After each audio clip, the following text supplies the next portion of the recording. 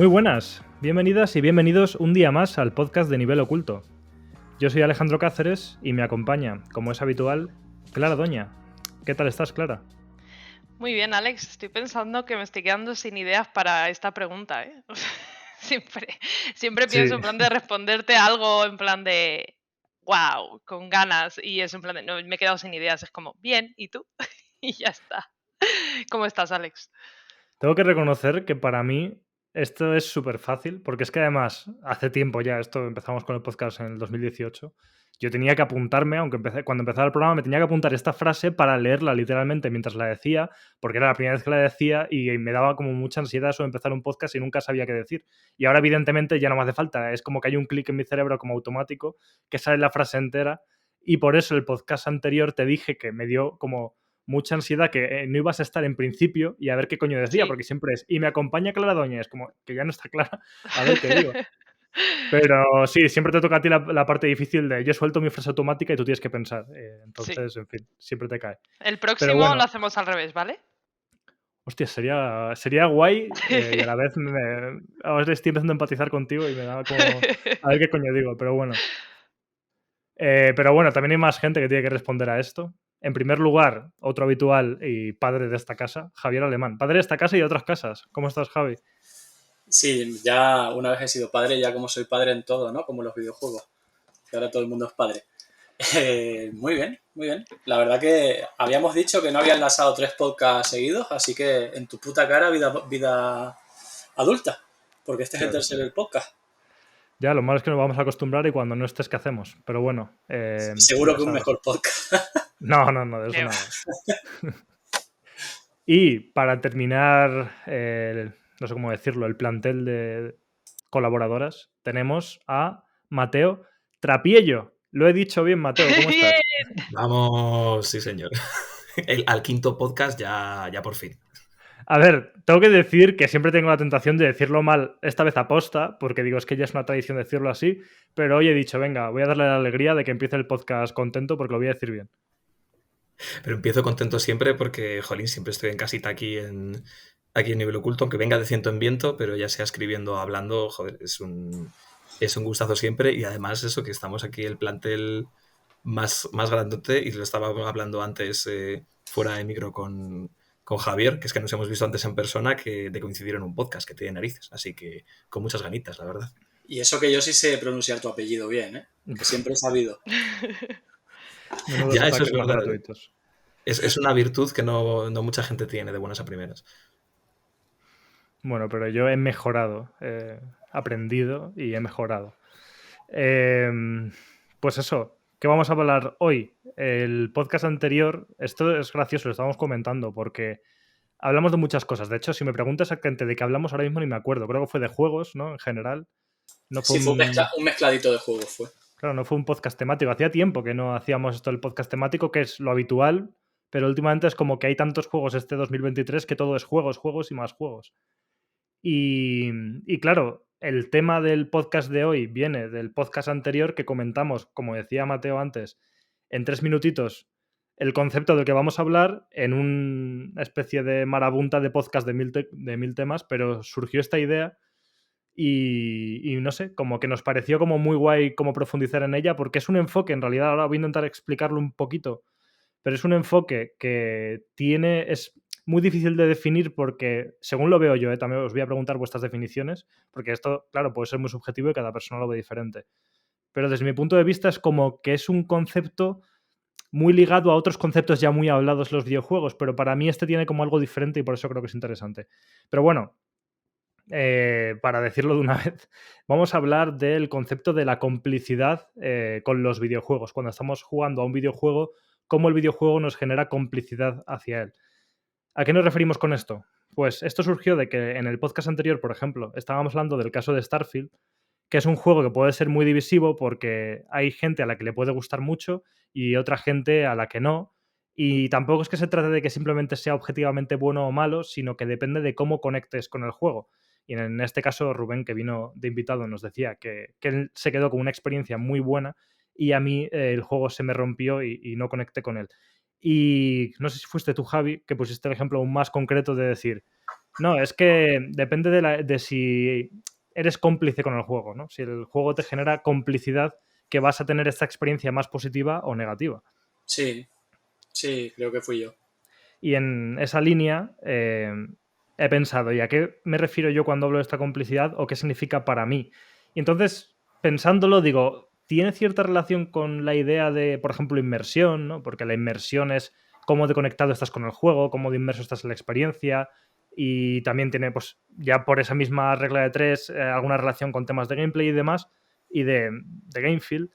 Pero creo que es como un conjunto de todo, ¿no? Como el equilibrio de todo lo que hace un juego, un buen juego, desde esa inmersión, el ritmo que tenga, el gameplay o su narrativa, ese conjunto de elementos que algunos pueden ser mejores que otros o te pueden gustar más o menos, hace que tengas una predisposición positiva para llevarte bien con el juego, ¿no? Es como, oye, a lo mejor hay una parte que no me gusta tanto, o a lo mejor hay una cosa que me saca del juego, pero me consigues crear esta complicidad que hace que yo esté como de buenas hacia el juego y que ignore las cosas que realmente podrían ser, si es que eso existe, objetivamente malas, las ignoro porque estoy bien predispuesto, ¿no? Es como que es una conexión que ayuda a eliminar las fricciones que tienes con el juego.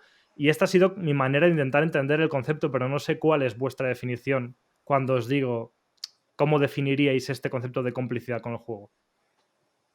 ¿Quién empieza? Clara, venga, que sé que no te gusta empezar a ti. De verdad, y me tiene martirizada. Claro, o sea, yo lo entiendo menos por la parte de... no lo entiendo menos por la parte de que no haya fricciones, pero sí que creo que las fricciones pueden acabar siendo parte de lo que me hace cómplice con el juego.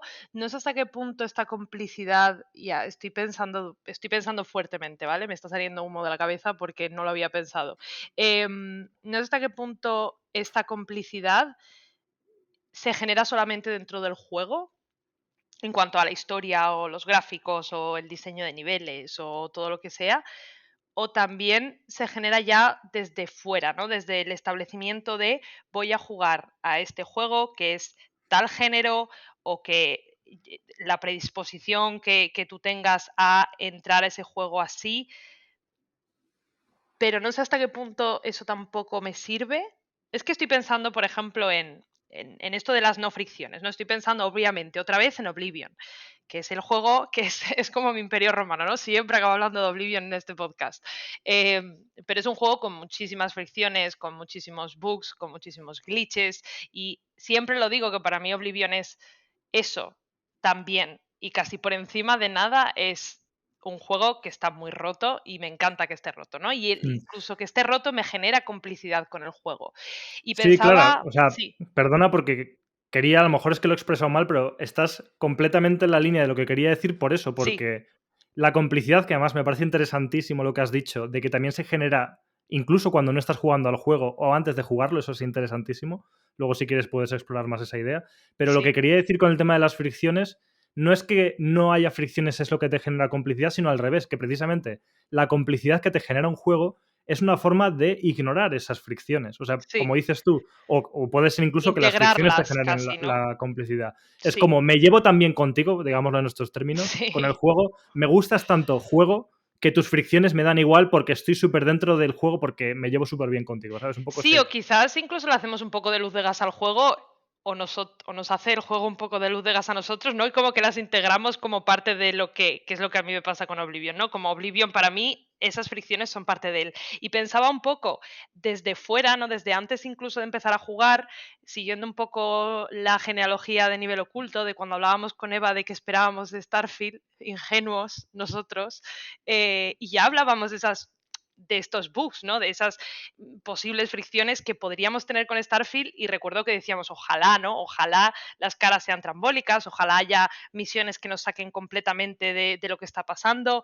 Entonces, por eso pensaba un poco creo que la complicidad muchas veces hay juegos que ya nos han generado una complicidad de antes o por la historia que tienen del estudio, porque sabemos que nos van a gustar, ¿no? Un poco las expectativas cumplidas y que ayudan a que esa complicidad, una vez que tú juegas, venga ya dada, ¿no? No es lo mismo jugar algo que más o menos conoces o has visto un tráiler y te ha apasionado, intuyes que te va a gustar. Pienso un poco aquí también en Baldur's Gate. y yo creo que podríamos tener en cuenta también hasta qué punto, ¿no? Incluso el género o el tráiler o un poco lo que ya conocemos de antes, lo poco que conozcamos, puede ayudar a generar la complicidad, y qué mejor los casos en los que no sabemos nada y un juego nos genera complicidad, porque eso me parece más complicado.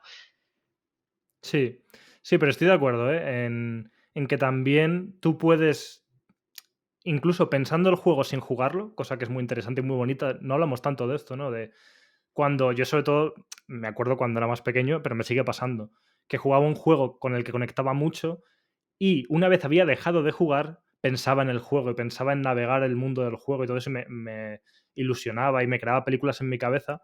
Me ponía a leer, y también esto me acuerdo como pequeña anécdota, cuando mis padres me prohibían seguir jugando porque llevaba como un psicópata jugando 30 horas seguidas y ya me quitaban la consola y me decían, se acabó. Y yo me cogía el manual del juego, cuando había manuales en las cajas de los juegos, que mira que no sé si soy el más joven de aquí porque no sé si Mateo es más joven que yo, pero Soy siendo de más los joven que tú. jóvenes estoy súper viejo cebolleta en plan de cuando había manuales y en los manuales del juego leía, como veía las ilustraciones y seguía pensando en el juego sin jugarlo y tenía una gran complicidad con el juego fuera del juego, lo cual me parece una cosa preciosa. Ha levantado la mano Javi. Sí, quería comentar una cosa, pero bueno, con lo que dices tú de, primero, lo que han dicho de pensar en los juegos después de jugarlo, a mí esto es algo que me pasa muchísimo con Death Stranding, que Sí, es un juego que el argumento, en fin, por no decir nada más, pero sin embargo genera una sensación en ti como jugador que, por lo menos a mí, me hace pensar muchísimo más de lo que pienso en cualquier otro juego de Kojima habitualmente. De hecho, sí. a lo mejor en lo que pienso es en eso y en las fases de skate de Metal Gear Solid 2. Estoy una temporada jugando un montón a esa mierda. Sí, Pero sí. bueno, yo para mí un ejemplo paradigmático de esto de la complicidad, que voy un poco por lo que dice Clara, la relación que tienes tú al final con el juego, lo dispuesto que estás a enamorarte de él o lo que te enamora de antemano, para mí el ejemplo paradigmático es el Assassin's Creed Odyssey. Ujú. En el sentido de que es un juego normal, mediocre, estándar, Mm.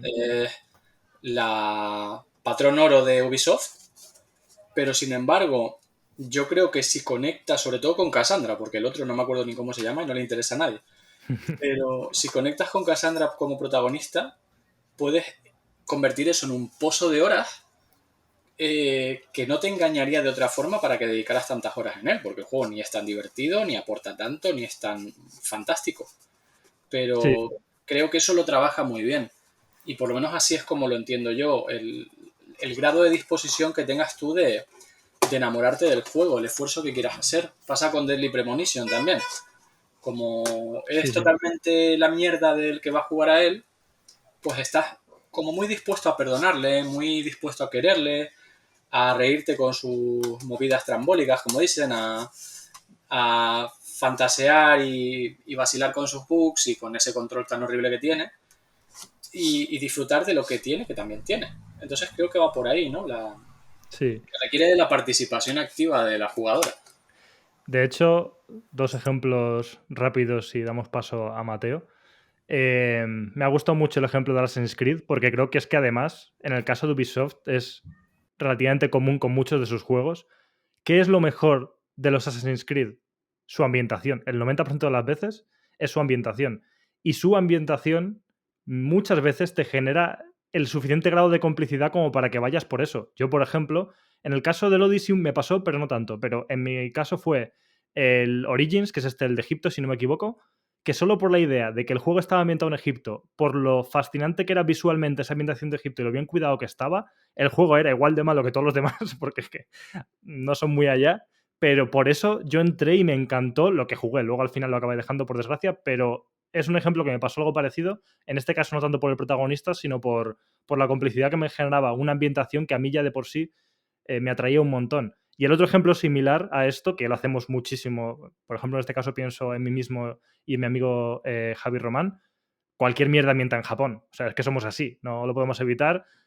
Un juego X, de hecho, los Yakuza, que me parece que evidentemente no puedes separar a los Yakuza de Japón porque entonces no existirían los Yakuza y los Yakuza son los Yakuza en tanto que son japoneses y están ambientados en Japón. pero yo no jugaría un Yakuza si fuese una movida americana ni de puta coña. Y en cambio, esa parte de Japón es lo que me hace a mí generar la complicidad por la atracción que tengo hacia Japón y hacia ciertas partes, las buenas, de su cultura, que bueno, que hacen que los juegos estos me encanten. Entonces sí, son también muy buenos ejemplos los que comentas, Javi. ¿Y tú, Mateo, qué piensas sobre esto? Pienso un mogollón de cosas porque mientras estabais hablando estaba tomando apuntes como un enajenado porque si no luego se me olvida todo. Quería hacerlo todo súper ordenado y empezaba como a hilar flechas por todas partes y es un Cristo. Pero la verdad que estoy bastante de acuerdo en general con todo lo que habéis dicho y no sé, como por coger así un poco nociones en general de lo que hemos hablado el último cuarto de hora, lo que hablabais Alex y Clara de cómo incluso las fricciones que solemos entenderlas como algo un poco negativo, es decir, como algo que en teoría te tendría que sacar de la experiencia, acabas como integrándolo en tu experiencia con el juego y como deja de ser una cosa indeseable que rompe un poco la ilusión del juego patati patatán y pasa a ser algo como que forma parte del encanto también del juego y es una cosa con la que también estoy súper de acuerdo, vaya, que buena parte de lo que pasa con los juegos que ya conoces mucho, que creo que es algo que también habláis en el podcast el otro día, es que les ves más las costuras. Y creo que dijiste, entonces fuiste tú, Alex, que dijiste lo de que cuanto más juegas un juego, peor se te vuelve. Sí, es algo que pienso mucho y yo creo que hoy luego vamos a hablar también porque es que me acompaña constantemente, aunque creo que hay un motivo por el cual en mi caso eso se empeora, pero bueno, luego lo hablamos. Pero sí, dije eso.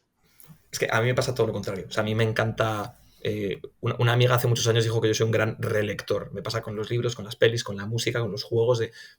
Siento que, aunque de toda esta parte por fin diversifico mucho más y me veo mucho más predispuesto a jugar todo tipo de cosas y dejar que me enamoren, que también es parte del tema, hay buena parte del hecho de conocer algo ya muy en profundidad, incluso en verle las costuras, en ver cómo esas vulnerabilidades, entre comillas, y lo que habéis hablado antes, vaya, de ignorarlas, porque te metes en su experiencia, en su rollo, es algo que también me parece que cimienta mazo la complicidad con una obra. Y sobre lo que estabais diciendo de pensar en el juego sin jugarlo también me llama mucho la atención. Tiene que ver con cosas que estabais diciendo antes también de la inmersión y demás.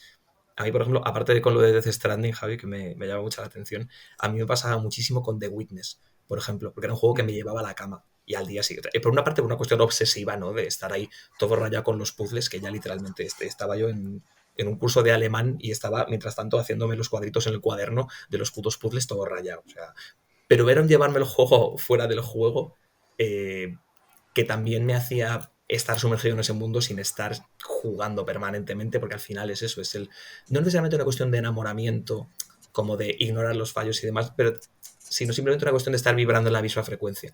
Y eso es una cosa que me apetecía sacar como de incluso juegos que son desagradables en cierto sentido, cómo también te hacen cómplice con su rollo. Yo, un ejemplo que estaba pensando es Drakengard, que es un juego que nunca le puedo recomendar a alguien como un juego ni divertido, ni bonito, ni agradable, ni que desees jugar a priori. Pero que tiene un... Joder, hace 1000 años en Anite había un artículo respecto del magnetismo de Drakengard, es una palabra muy clave, no recuerdo quién lo escribió, pero es la hostia, por eso es como, ¿cómo puede ser que un juego que es tan feo, que es tan repetitivo de jugar, que es tan machacón, que tiene una historia tan rara, tan desagradable, así, ¿por qué no puedo parar? Es como, estás tan... realmente te involucra, que igual esa es más la palabra de complicidad, más necesariamente que enamoramiento, el hecho de que te involucre tanto en su funcionamiento, en su... incluso en las cosas que no son del todo agradables, también una parte un poco moral, aunque no es el juego que precisamente mejor trata de Yokotaro el tema de la violencia y tu responsabilidad con tus actos, con los actos de violencia que tú realizas en el juego y tal, pero al mismo tiempo no deja de generarte una cierta curiosidad. Y además es un juego que llama mucho la atención sobre su condición como juego. Es un juego muy desestructurado, que tiene... haces las mismas misiones 3 o 4 veces, pero nunca son iguales y saltas por líneas temporales eligiendo capítulos random. Es como un juego que, como si fuera un libro que tú vas abriendo por capítulos desordenados en plan rayuela. No es la ilusión de incredulidad del juego, pero con ese funcionamiento tan extraño, a ti te genera tanta curiosidad y un interés casi a veces malsano y magnético que también creo que eso llama mucho... O sea, creo que también se podría llamar complicidad con un juego. De hecho, es que toda esta línea de ideas me gusta mucho porque me está llevando a pensar que la complicidad suele tener más sentido en juegos imperfectos. En tanto que cuando un juego es muy bueno, pues simplemente es muy bueno y ya está. En el sentido de que, joder, pues yo qué sé, es que no sé qué ejemplo poner ahora mismo, ¿no? Pero... Y a lo mejor seguro que hay a quien le guste menos o quien conecte menos me pone ejemplos. Pero, por ejemplo, Los Zelda es como, no, pues es que este juego está muy bien hecho, es muy bueno y todos lo sabemos y lo juegas y lo disfrutas mucho, pero es que es bueno. Pero luego están los juegos, los famosos juegos de 7, ¿no? Que son como esas cosas, esas filias que son como más de nicho, más que a lo mejor el típico ejemplo de es que esto o te encanta o lo odias, ¿no? Pues creo que ahí, en ese te encanta o lo odias, va mucho de la complicidad, de que tiene que ver con algo que a ti te llama mucho por algún motivo, con lo que conectas mucho, y eso hace que, insisto, juegos que probablemente para otras personas sean malos por muchos motivos, incluso hasta tengan razón, si nos pusiéramos una vez más a creer que esto de la objetividad existe, pues que esos juegos, entre comillas, malos, contigo en particular sí que resuenan porque te tocan las teclas adecuadas y entonces sí que sabes eliminar, ¿no? O evitar esas imperfecciones. Entonces, ya digo, creo que y Drakengard es un buen ejemplo, e incluso muchos juegos de Yoko Taro hay gente que de normal no se lo vas a recomendar, no son juegos mainstream que recomendar a todo el mundo porque tienen ciertas cosas que, por ejemplo, el Nier Automata, por mucho que es un juego más mainstream con un mejor combate y demás, para disfrutarla a tope tienes que ser una persona que esté dispuesta a tener la suficiente complicidad con el juego como para pasártelo 5 veces. Entonces, evidentemente, yo creo que se entiende mejor y se piensa mejor en estos casos, ¿no? Como estos juegos mucho más de nicho, mucho más especiales que te pueden gustar mucho o quizá no tanto. Javi, ¿habías levantado la mano? Sí, sí. Es que yo creo que precisamente por eso, y a lo mejor estoy aquí abriendo un melón, expresión que odio, por eso queremos tanto los juegos de 7. Porque nos obligan a quererlos y porque metemos gran parte de nosotros en ellos. Por eso creo que el movimiento este, ¿no? Que estamos muchos dentro de que los juegos verdaderamente buenos son los juegos de 7, nos cautiva tanto, porque al final, como dices tú, uno tiene que hacer La palabra esfuerzo no me gusta, porque no creo que haya de ser un esfuerzo lo que hace uno, pero uno tiene que hacer por querer al juego. Y tiene que intentar verlo y tiene que intentar acercarse a él y enamorarse de él. Entonces creo que precisamente por eso los juegos de 7 son juegos que nos gustan tanto, que efectivamente, como tú dices, son juegos que para mucha gente, y con toda la razón del mundo, pueden ser un pestiño, pero que para nosotros son juegos que son relevantes y que nos pueden gustar tanto más que juegos que objetivamente están muy bien. Y es que precisamente por eso estoy pensando en muchos juegos, o sea, igual de aquí, bueno, ni que fuera la primera vez que nos van a cancelar por algo, pero quiero decir, y a lo mejor no estoy de acuerdo, pero yo pienso en muchos juegos que digo, claro, es que este juego es normal, le gusta a todo el mundo, en teoría es que está muy bien, y luego digo, bueno, en realidad para mí no está muy bien. Por ejemplo, The Last of Us, ¿no? Es como, cuanto más lo pienso, más cuenta me doy de que peor juego es, sobre todo a lo mejor como videojuego en algunas cosas.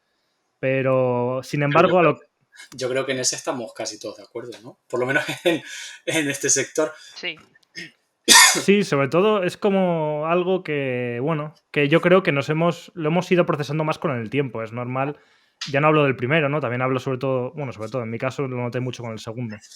Pero que son juegos como que de normal están diseñados para gustar y como que la gente que los juega los va a disfrutar, pues eso, porque son tan punteros tecnológicamente, porque el gameplay está tan refinado. Una serie de cosas que te metes en la lista de top del año de OpenCritic o de Metacritic que van a estar todos ahí arriba y son como los juegos que gustan y los juegos que universalmente, o sea, un ejemplo y nos viene dentro de poco, los Game Awards, ¿no?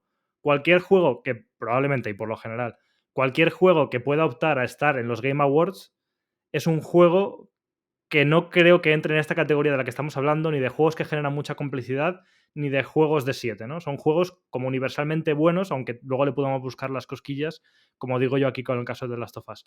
Pero claro, que es como que luego lo recordamos menos, porque simplemente es como, vale, esto está muy bien, y es muy contradictorio y estoy como teniendo mucha contradicción interna porque los defino como juegos que están bien, pero a la vez los olvido fácilmente, entonces a lo mejor es que no están tan bien. Y sin embargo, estos juegos medio rotos, estos pobrecitos juegos, que nos despiertan esa parte buena, es como, o sea, esa parte de conexión con el juego son los que luego recordamos más y más nos gustan, en fin. Mateo. Es que sobre esto se me acaba de ocurrir una definición de bombero torero, pero es que como justo en la línea del que vais hablando se me iba viniendo a mí también la idea. Porque a pesar de que, ojo, también me parece que van a salir aquí ejemplos de juegos que consideramos que son no perfectos, entre comillas, pero que no tienen este tipo de fallos, este tipo de historias, y que aún así consideramos que son extremadamente cómplices por algo que creo que tiene que ver con un rollo más emotivo y más narrativo que no tiene solamente que ver con el hecho de que pongamos en nuestra parte, pero sí me parece importante cómo se suele hablar de este tipo de juegos, de los que estamos hablando antes, en plan, AAA, eso muy mainstream y tal, como juegos muy lisos, ¿no? Muy pulidos, y cuando algo está muy pulido es como si tú lo tocas y es muy suave, pero no tiene mucho más que hacer.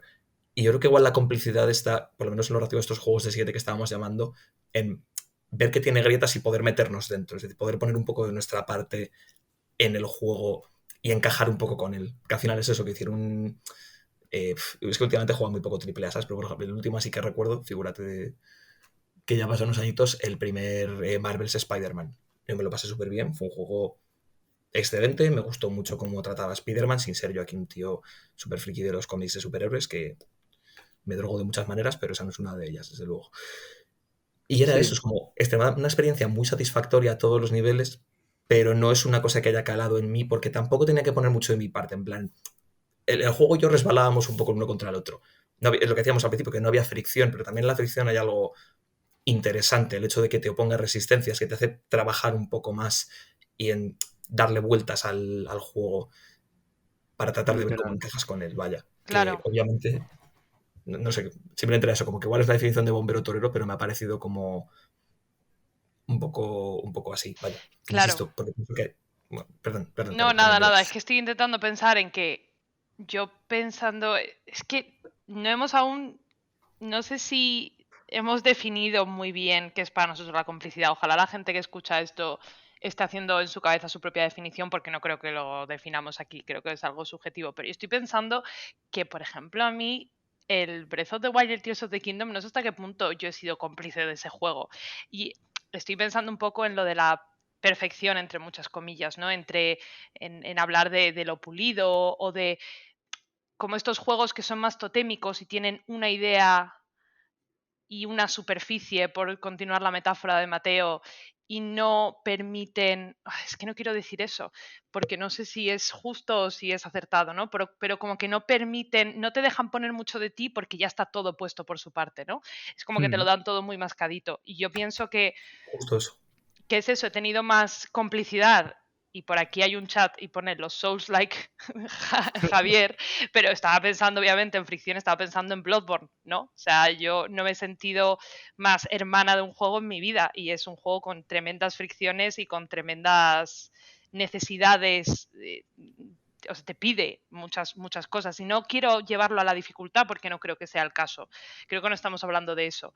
Quizás estamos hablando de que la cámara se vuelve loca y de que del framerate de Bloodborne, por ejemplo. El framerate, claro, la narrativa está fragmentada, que no hay Dios que la entienda, de ese tipo de cosas, ¿no? Javi. ¿Te has muteado, Javi? Igual se quería desmutear y se ha muteado. Sí, yo creo que iba a ser eso. No tenía nada importante que decir y me lo pensé. No, digo que quería seguir por la idea por la que vas tú, Clara, que yo no creo que sea un tema de dificultad, pero puede serlo. Es decir, creo que es un tema de determinadas fricciones que tú estés dispuesto a pasar como jugadora. Puede ser que estés dispuesto a pasar por... pongo un ejemplo de mí.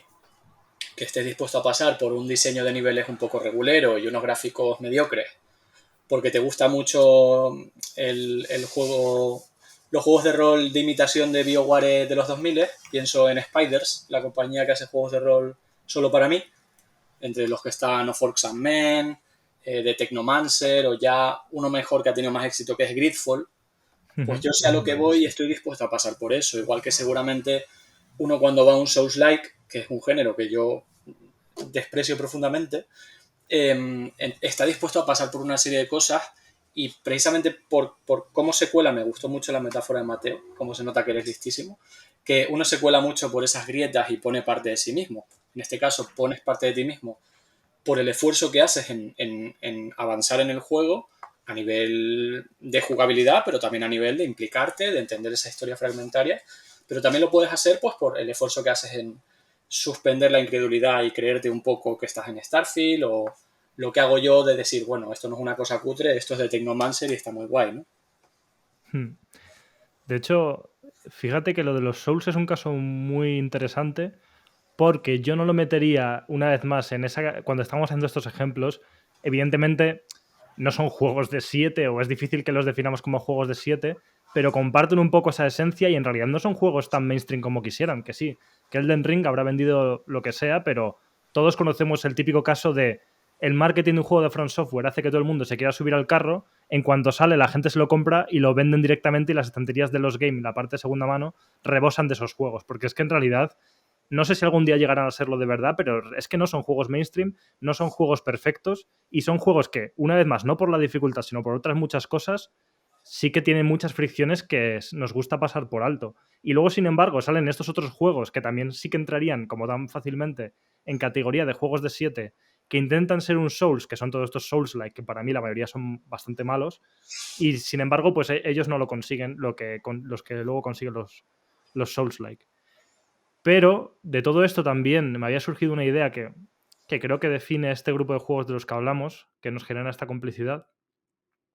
Y es el hecho de que también, cuando hablábamos del ejemplo de este AAA pulido, limpio y vacío, ¿por qué nos gustan estos otros juegos? También porque intentan más cosas, ¿no? Me da la sensación de que son juegos que intentan algo, van a tope con una idea, aunque fallen, y a veces fallan, y aunque fallen nos gusta.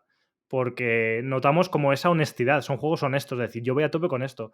Un ejemplo que se me está ocurriendo ahora de juego que para mí representa eso es el The Missing J. McPhail and the Island of Memories, que es como el juego es malillo, o sea, los puzzles o las mecánicas no son muy buenas, es quiero ser Limbo o Inside y no lo hago muy bien, pero aún así tengo una idea muy clara, quiero ir a por ella, tanto a nivel mecánico, que es el hecho de que te desmiembras, no sé cómo se dice, ¿no? Y juegas con tus miembros para poder resolver los puzzles. Esa idea es potentísima y está muy guay. Como la narrativa, que es una locura, intenta eso muy fuerte y tiene mucho carisma por eso y es la hostia por eso. Y por eso esos juegos funcionan mejor para mí, por esa voluntad de intentar cosas, de probar y a lo mejor no siempre conseguirlo. ¿Mateo? Es que por hacer un poco de abogado del diablo con esta idea, sin meterme exactamente a la clase de AAA, juego prestigio, a lo que ya que sabemos un poco que estamos pensando, vaya, eso, de Last of Us 2, de hecho, me pasa lo mismo, pasé de jugarlo directamente, entiendo la clase de la que estamos refiriendo, pero por intentar pensar en juegos que, sin tener esa mentalidad AAA de juegos hechos en base a estudios de mercado y tal, pero que igualmente siguen siendo juegos que funcionan como un reloj suizo, que son, de hecho, dos de los mejores juegos, bueno, de mis juegos favoritos de 2023, aunque uno sea del año pasado, lo volvería a decir. Y me ha generado una complicidad muy potente en dos caminos totalmente distintos. Uno ha sido Armored Core 6.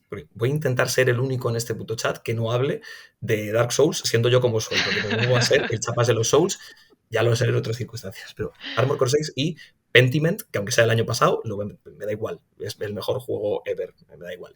Y son dos juegos que son maquinarias de relojería espectaculares, una por la parte de roboces dando coces que funcionan como un puto pepino, que todo lo que hagas eres una máquina de destrucción espectacular por todas partes, pero al mismo tiempo exige mucho de ti, pero tiene mucha calidad de vida en el sentido de si tú fallas algo no tienes que repetir una hora de paseíto hasta el boss y tal, no, es todo muy pico pala, ten ideas de bombero torero, aplícalas y mejora y meterte muy en esa dinámica. Y Pentiment, por otra parte, es un juego que a mí me generó complicidad de una forma muy curiosa porque yo empecé y dije, bueno, está guapo, pero me está gustando, es muy bonito, me va llamando la atención cómo funciona el sistema de rol y tal, pero el caso es que es una otra parte tan poco a poco, a través de, joder, que al final es una cosa que igual no estamos hablando tanto.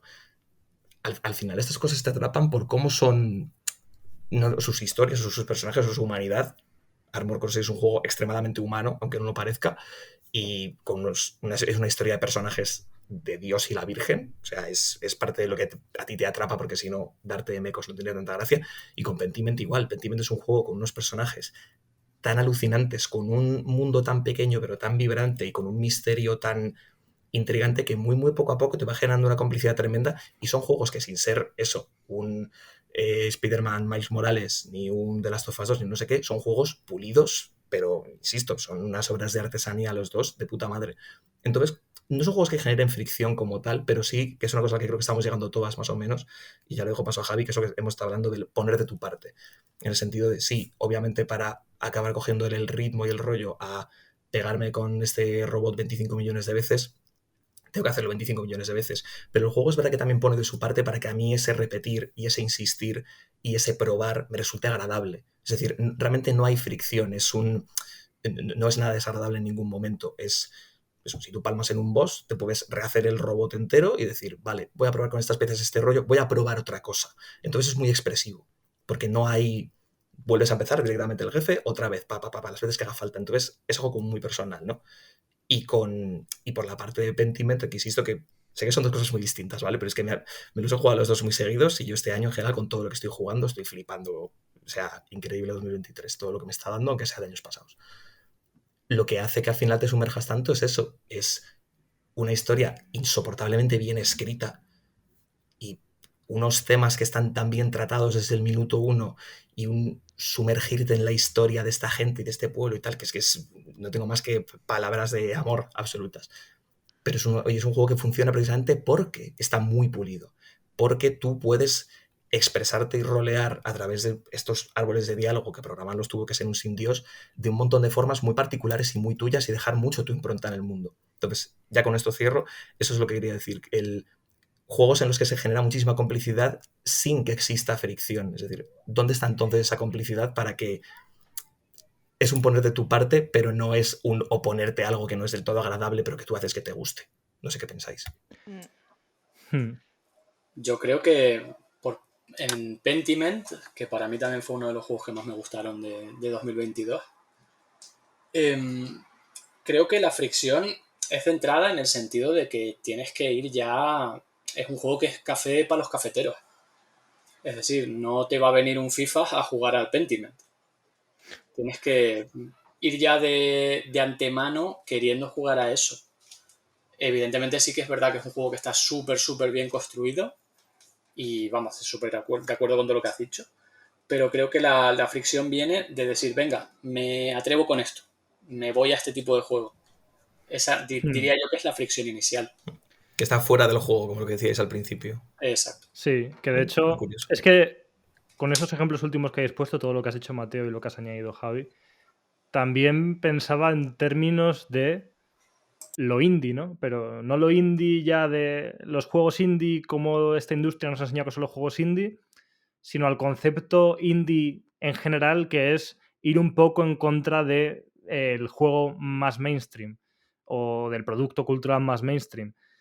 Claro, o sea, Pentiment igual funciona como un reloj, pero de por sí es un género no muy mainstream. Es un tipo de juego que tienes que tener claramente que te gusta esa movida y que te vas a meter ahí, pero no es el juego que es para todo el mundo.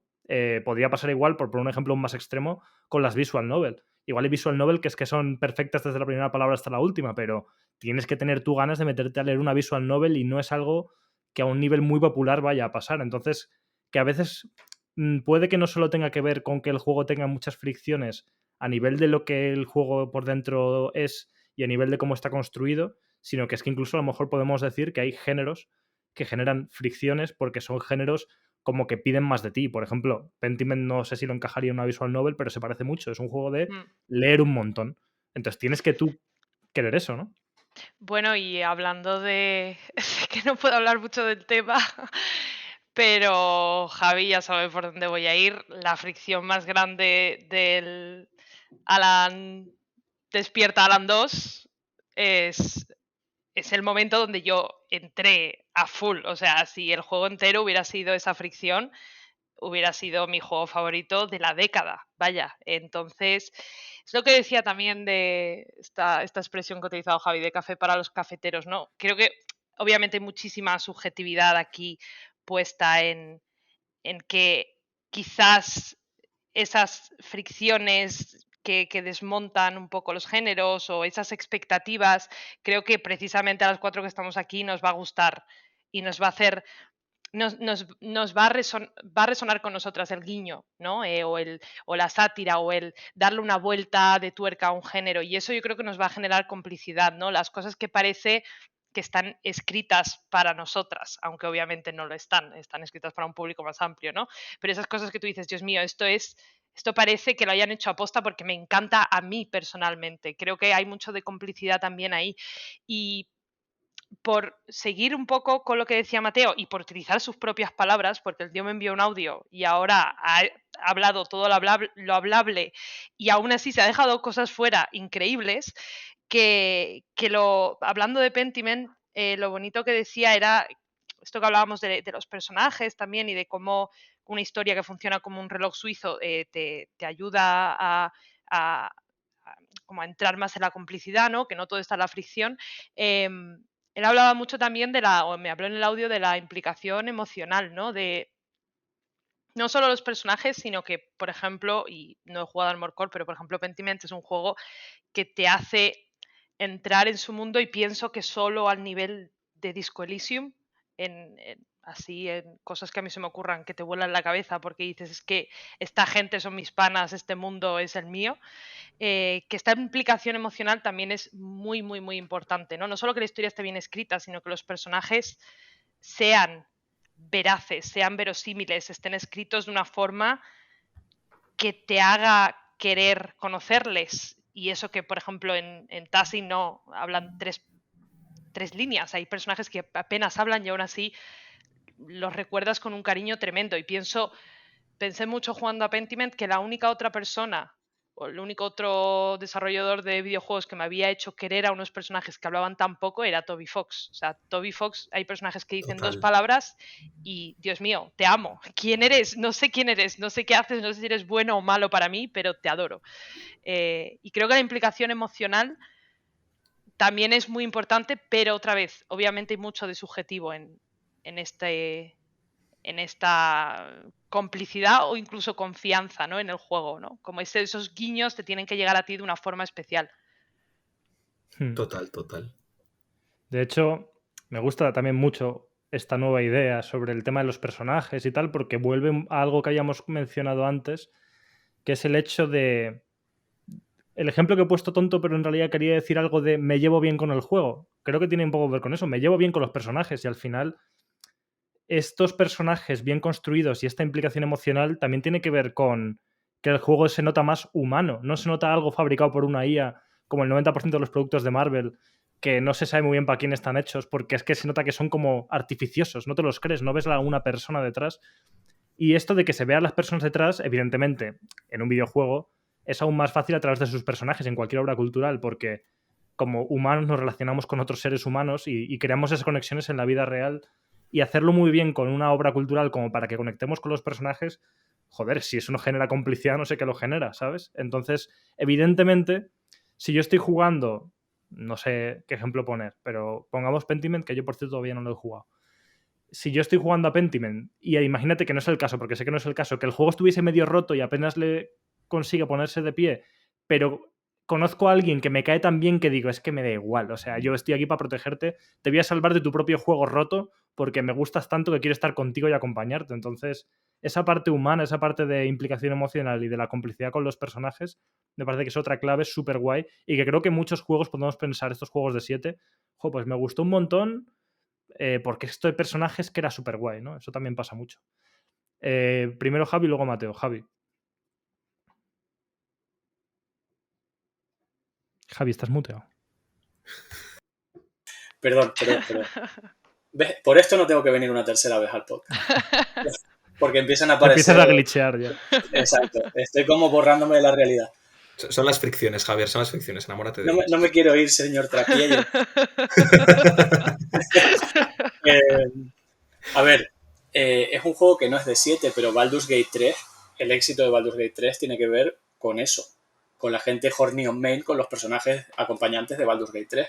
Obvio. Total. Con el fanart que se ha creado, han tenido que sacar en cada parche animaciones distintas para los besos con los personajes. Yo esto lo llamo la fórmula BioWare de cuando BioWare estaban en su momento álgido. Por esto que dices de la implicación personal, Alex, porque incluso se anunciaba qué guionistas habían escrito a qué personajes. Uh-huh. Y esto, bueno, es un clásico en muchos juegos de Obsidian también. De hecho, antes de Chris Avellone convertirse en un paria eterno, muchas veces saber que en un juego había personajes escritos por Chris Avellone ya te invitaba como a querer entrar en ese juego por su manera particular de escribir. Y se usaba para vender. Pero por ir a juegos más de 7 o de nicho o que requieran complicidad, hace poco me pasé yo de Invincible, que está basado en la novela homónima de Stanislav Lem. Uh-huh. Y una cosa que destaco en la crítica a nivel oculto, que la verdad que me quedó muy bien, así que les invito a leerlo, porque me leí el libro para escribirla, es que una de las cosas guays que tiene el juego es su protagonista, que me gusta cómo está construida y precisamente te logra que te preocupes por ella, que la quieras un poco, que te caiga simpática, que congenies y que quieras ver qué pasa y quieras acompañarla hasta el final, a pesar de que es un juego que no ha superado la construcción de escenarios de un Firewatch. Es verdad que con algunos añadidos y cambios, pero va por ahí. Entonces yo creo que dentro de las muchas cosas está claro que si el juego logra que le tengas cariño por ese camino, que es el de los personajes, que al final, como decía Mariano Rajoy, somos sentimientos y tenemos personas, es más fácil entrar ahí, claro. Sí, y antes de darte paso a Mateo, muy buen ejemplo lo de Firewatch, que yo pienso mucho en eso. No nos engañemos, a mucha gente nos gustó un montón por el personaje de Delilah. Luego podemos hablar si está bien, si está mal, si está bien escrito, es problemático. Tenemos un podcast buenísimo, por cierto, con Marta Trivia hablando sobre Firewatch, escuchadlo. Maravilloso ese podcast. Pero más allá de eso, es que ha pasado igual. Es que se anuncia cuando un juego tiene a Cissy Jones como actriz de voz, que de hecho Vanishing Grace lo tiene, por cierto. Tiene a Cissy Jones, pero también está en Starfield como Andreja y también en otros muchos sitios que ha salido, ¿no? Es como quedó tanta marca de lo bien actuado que está el personaje y de que ese personaje gustó, porque también Firewatch se sustentaba en eso, más allá de que las relaciones fueran buenas o malas, era un juego muy de relación humana, de estoy hablando con alguien a través de una radio y conecto con esa persona. Entonces, claro que es otro muy buen ejemplo de juegos que funcionan por eso y luego se marketea como esa idea, porque eso funcionó muy bien en ese juego en concreto. Mateo. Sí, no, en la misma línea de lo de, en general de lo que estamos hablando, que es que alguien, no sé si has sido tú, Alex, o quién ha sido con lo del llevarte bien con el juego y el llevarte bien eso con los personajes. O sea, es que me gusta mucho también lo que ha dicho antes Clara de lo de Toby Fox, porque yo también lo estaba pensando si meterlo o no. Y es que es eso, o sea, es un juego que tiene un personaje que te dice, hey, soy Hitz Flamesman, acuérdate de mi nombre. Y es todo lo que hace. Y luego te preguntas, ¿te acuerdas? Y dice, oh, ¿te has acordado? No hace nada más, pero me acuerdo de ese fulano, ¿sabes? No me acuerdo del nombre de absolutamente nadie de los personajes de God of War 2018. Mira que lo jugué y me gustó mucho. Eso es el llevarte bien, incluso con los propios personajes, joder. God of War 3, un juego muy divertido, muy bien hecho, muy tal, lo dejé porque no soportaba a Kratos y es como, es que quiero que te mueras. Es como, no voy a manejarte porque quiero que todo te vaya fatal. Es terrible jugar contigo.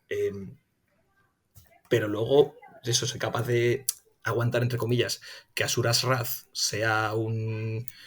Bueno, no es un anime interactivo, pero tiene un poco ese rollo. De que sea un juego en el que la jugabilidad es tan sencillota y buena parte de lo importante pase en películas con Quick Time Events, joder, porque es que la película está de puta madre y porque estos personajes lo están dando todo y no puedo no sentirme reflejado en esta, no puedo no sentirme involucrado en esta historia porque me cae muy bien toda esta gente. Es como no tengo ningún tipo de reparo, es más, no estoy pensando en si esta jugabilidad es más farragosa, si podría haberse experimentado más en este aspecto. O sea, generalmente no guardo recuerdo de eso, yo guardo recuerdo de que la historia de Asura me hace llorar de emoción, de que es la hostia. Y de hecho, si Dios quiere, dentro de poco aquí en Nivel Oculto me leeréis dando la turrita sobre eso, o sea, cuando sea. Pero que no se vaya, que me... Va a ser pronto. Se intentará que sea pronto. Cuando sea. Que es que tengo también más ganas. Pero no sé, joder, que me parece súper importante eso, que al final el hecho de que haya... de que se transmita la pasión, lo que estabais diciendo los propios actores, tal, el hecho de que sepas... es que este tío le dobló este fulano y ya es como una cierta marca de... en fin, de lo que estábamos hablando antes, de que fuera del universo diegético del juego hay algo que, joder, del relativo al desarrollo, o lo que estamos hablando antes, es de las comunidades, de los fanarts, de todo lo que se construye alrededor, que, joder, también forma parte del juego. O sea, no es una cosa ajena a ello y tal. Es decir, Undertale fue lo que fue en su día porque hubo un fenómeno fan del copón que, para bien o para mal, alimentaba el juego. Y es algo que luego también en las secuelas en Deltarune y tal se ha seguido viendo después. El hecho de que, por ejemplo, también con el rollo del caso de los Souls, pero porque es muy gracioso, el cómo la gente se fija, pues si este tío dobló a este otro personaje en este otro juego y tal, entonces es porque su personalidad en este juego realmente se parece y realmente está hecho un poco adrede. Patches, por ejemplo, que es un personaje muy odioso y muy querido de toda la saga Souls, siempre lo ha doblado el mismo fulano. Y entonces es como una cosa que te da un calorcito en el pecho seguir viendo a Peter Van Der Pulle doblando a Patches, que sabes que también una cosa de complicidad, en plan, venga, sí, me voy a poner delante de este hoyo para que me pegues una patada y me tires, joder, ¿cómo no lo voy a hacer? Si es que es Patches, le conozco, ¿sabes? Entonces, Y eso, y que sobre todo me llama la atención, y es verdad que aquí tengo más ganas de escucharos a vosotras porque no... O sea, como que ahora mismo no tengo nada así tan fresco, pero eso de cómo los elementos externos al juego, digamos, no son realmente tan externos, en el sentido de que también generan o participan de esa complicidad, y también es interesante por eso, por romper un poco la idea de que un juego es una cosa cerrada y solo existe en sí misma y ya está, que creo que también esa es la... Igual es una cosa un poco ida y vuelta, ¿no? No sé si es antes el huevo o la gallina, pero pensando lo que hablábamos antes, estos juegos AAA perfectos, pulidos, redondos, pero a los que todo les resbala, en plan, son tan perfectos que son herméticos, el hecho de que estas cosas tengan no necesariamente grietas y fricciones, pero que se muestren más abiertas, es precisamente lo que genera y devuelve en ambas direcciones esa complicidad. No sé si tiene algo de sentido esto que estoy diciendo, que a lo mejor me estoy liando mazo. Sí, o sea, no sé si lo he pillado en el sentido que lo querías transmitir, pero es eso, que una vez más es más humano, más creíble, más natural y no tan impostado. Cuando algo está tan perfectamente pulido es como... tiene algo de falso. Y evidentemente conectamos más con algo que nos creemos, con algo que... no sé. Entonces, con esa honestidad, que para mí es lo que tienen estos juegos. Es como juegos honestos, que lo sientes realmente con ganas, ¿no? De hacer una cosa. Y por eso... y con unos personajes guays y que también sientes como seres humanos, no como personajes hechos para molar, ¿no? Este concepto de todos los personajes de los juegos mainstream. Pero yo estaba pensando un poco en como en el mundo de afuera, ¿no? Del propio videojuego, y estaba pensando, eso quiere decir que los juegos que han tenido un fenómeno fan, ¿no? Yo pienso en plataformas como Tumblr, que cuando hay un juego bueno en el sentido de que tenga buenos personajes, una historia buena, enseguida se llena de gente que lo sigue, etc, etc. Pero claro, vuelvo al tema de que me gustaría saber qué entiende la gente por complicidad, porque es que, claro, yo decía, más fenómeno fan, más cómplice te hace el juego de su mundo y sus personajes y su historia. Pero coño, es que eso no se puede, o sea, se puede decir, pero claro, hay mucha gente que es muy cómplice de The Last of Us, por ejemplo. Sí. Entonces, me Red encantaría flag. escuchar, pero me encantaría escuchar a Dilo. alguien que no esté, a quien no le funcione la complicidad como nos funciona a las 4 que estamos aquí, que tenemos más o menos como los mismos gustos, ¿no? Y nos generan complicidad las mismas cosas. Sí, es muy interesante esto que dices, Clara. Es que es verdad, o sea, es que estamos hablando de lo que nos genera complicidad a nosotras cuatro, guay, pero evidentemente la gran mayoría de estos juegos mainstream se mueven por esa complicidad y funcionan por esa complicidad y no paran con la puta complicidad, que si te voy a hacer la serie de esto, que nadie la ha pedido. Bueno, no, nadie la ha pedido, me refiero a los que estamos aquí.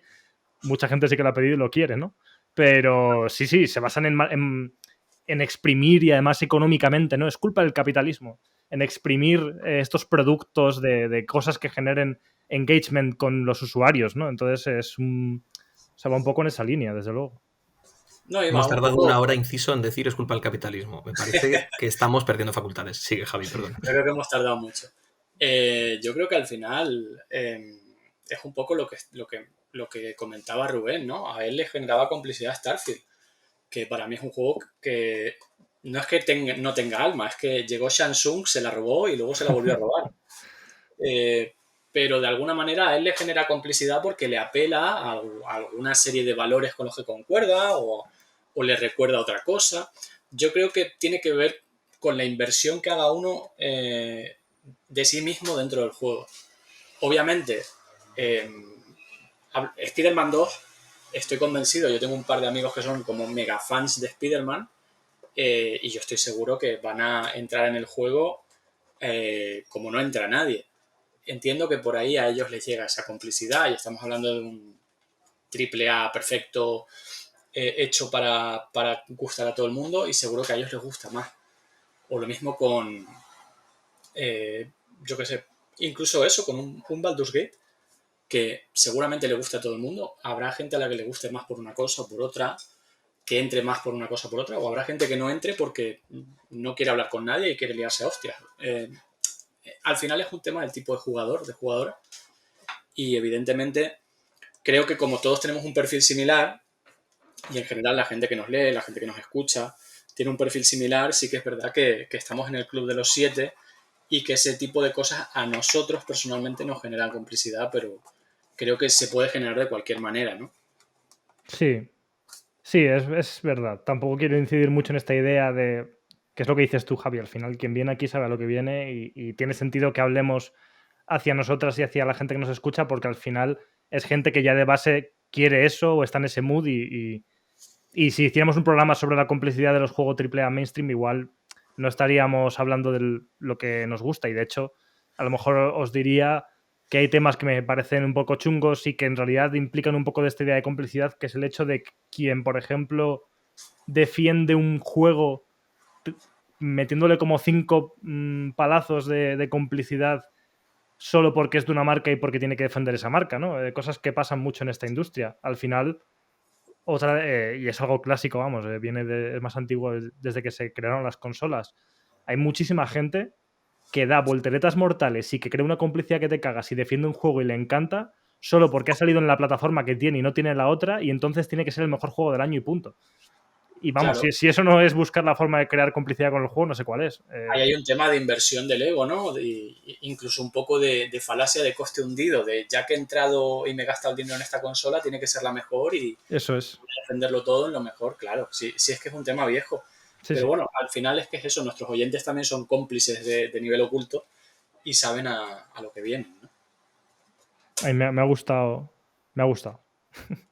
Es como decir que me ha gustado ha roto que me haya gustado porque ya no queda bien como final, pero me ha gustado. Yo creo que podemos utilizar eso para hacer de bisagra y pasar a la otra parte del programa. Que, ojo, creo que hemos dicho cosas muy guays. Es un tema que podría dar incluso para más, pero también creo que podía degenerar ya. Pues si seguimos tirando del hilo, se nos puede ir un poco la olla. Igual eso es interesante, ¿eh? Pero el programa de hoy en concreto, no sé, porque a lo mejor me estoy yo agobiando y luego no es así.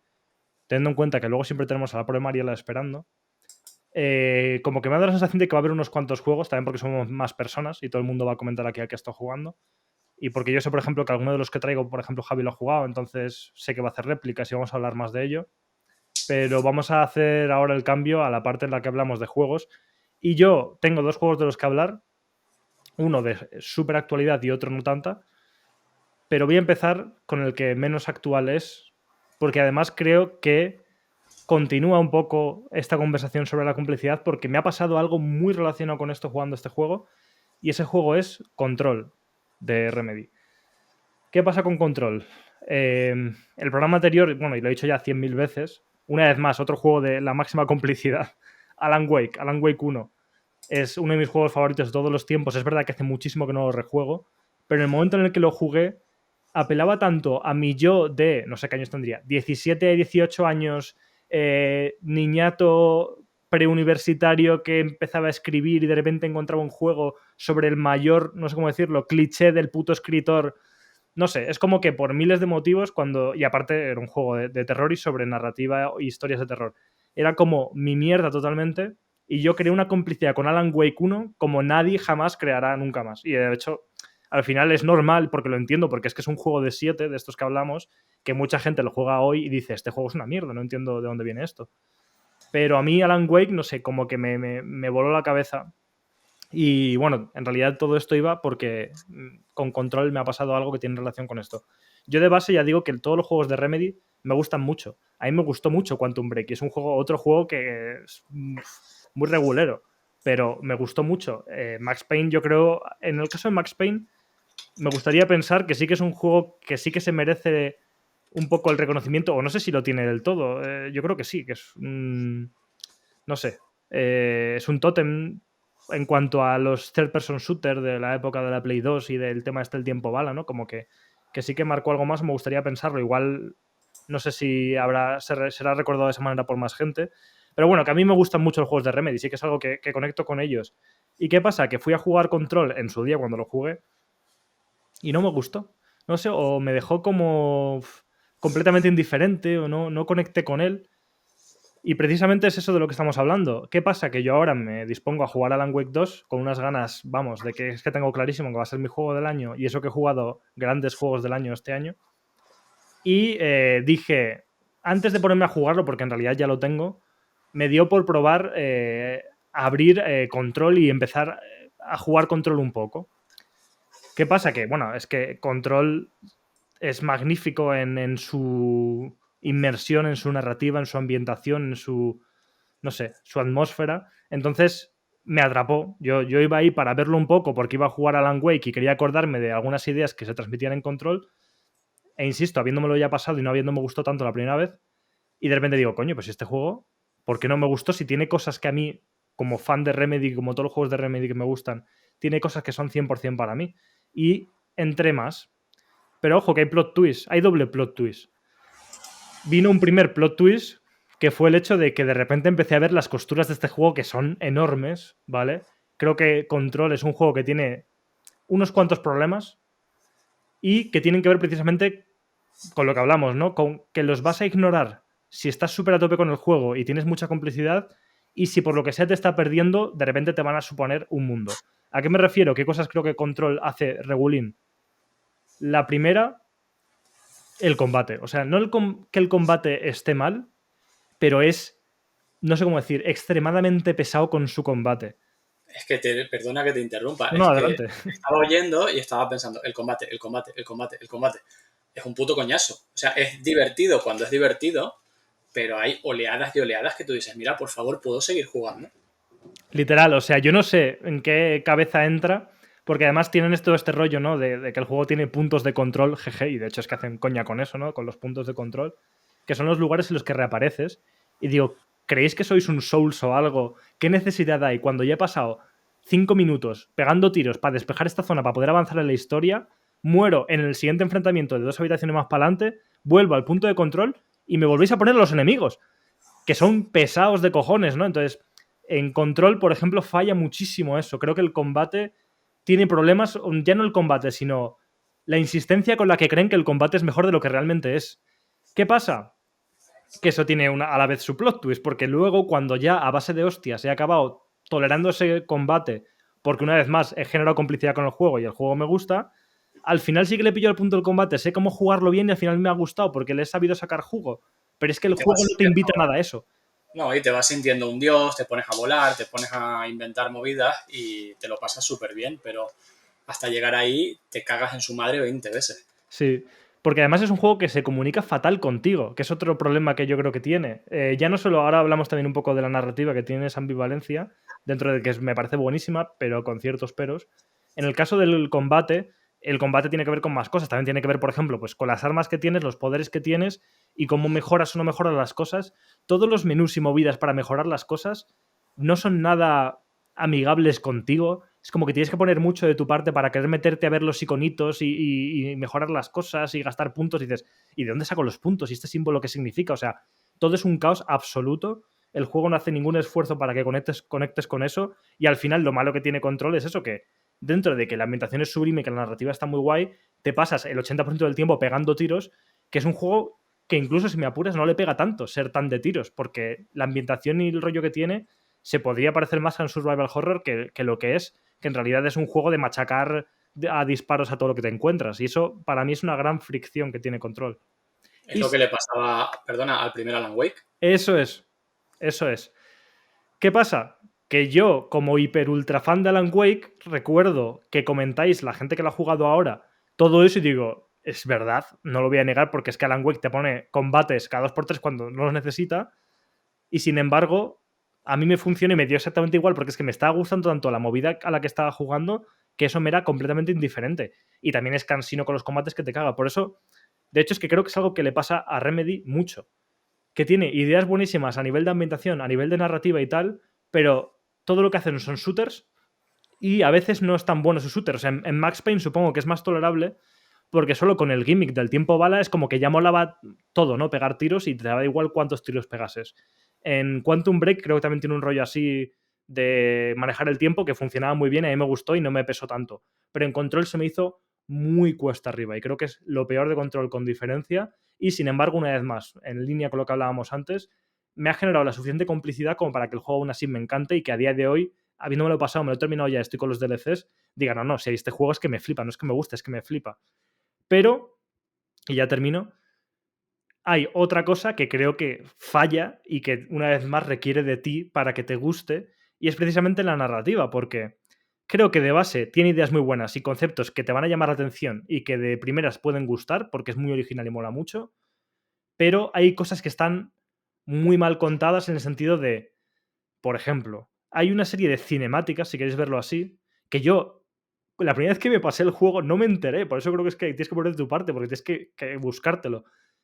Que son unas cinemáticas en las que el director del control, Federal Bureau of Control, de esta oficina o este FBI raro, se comunica contigo a través de una especie de hologramas raros que te cuenta un par de cosas.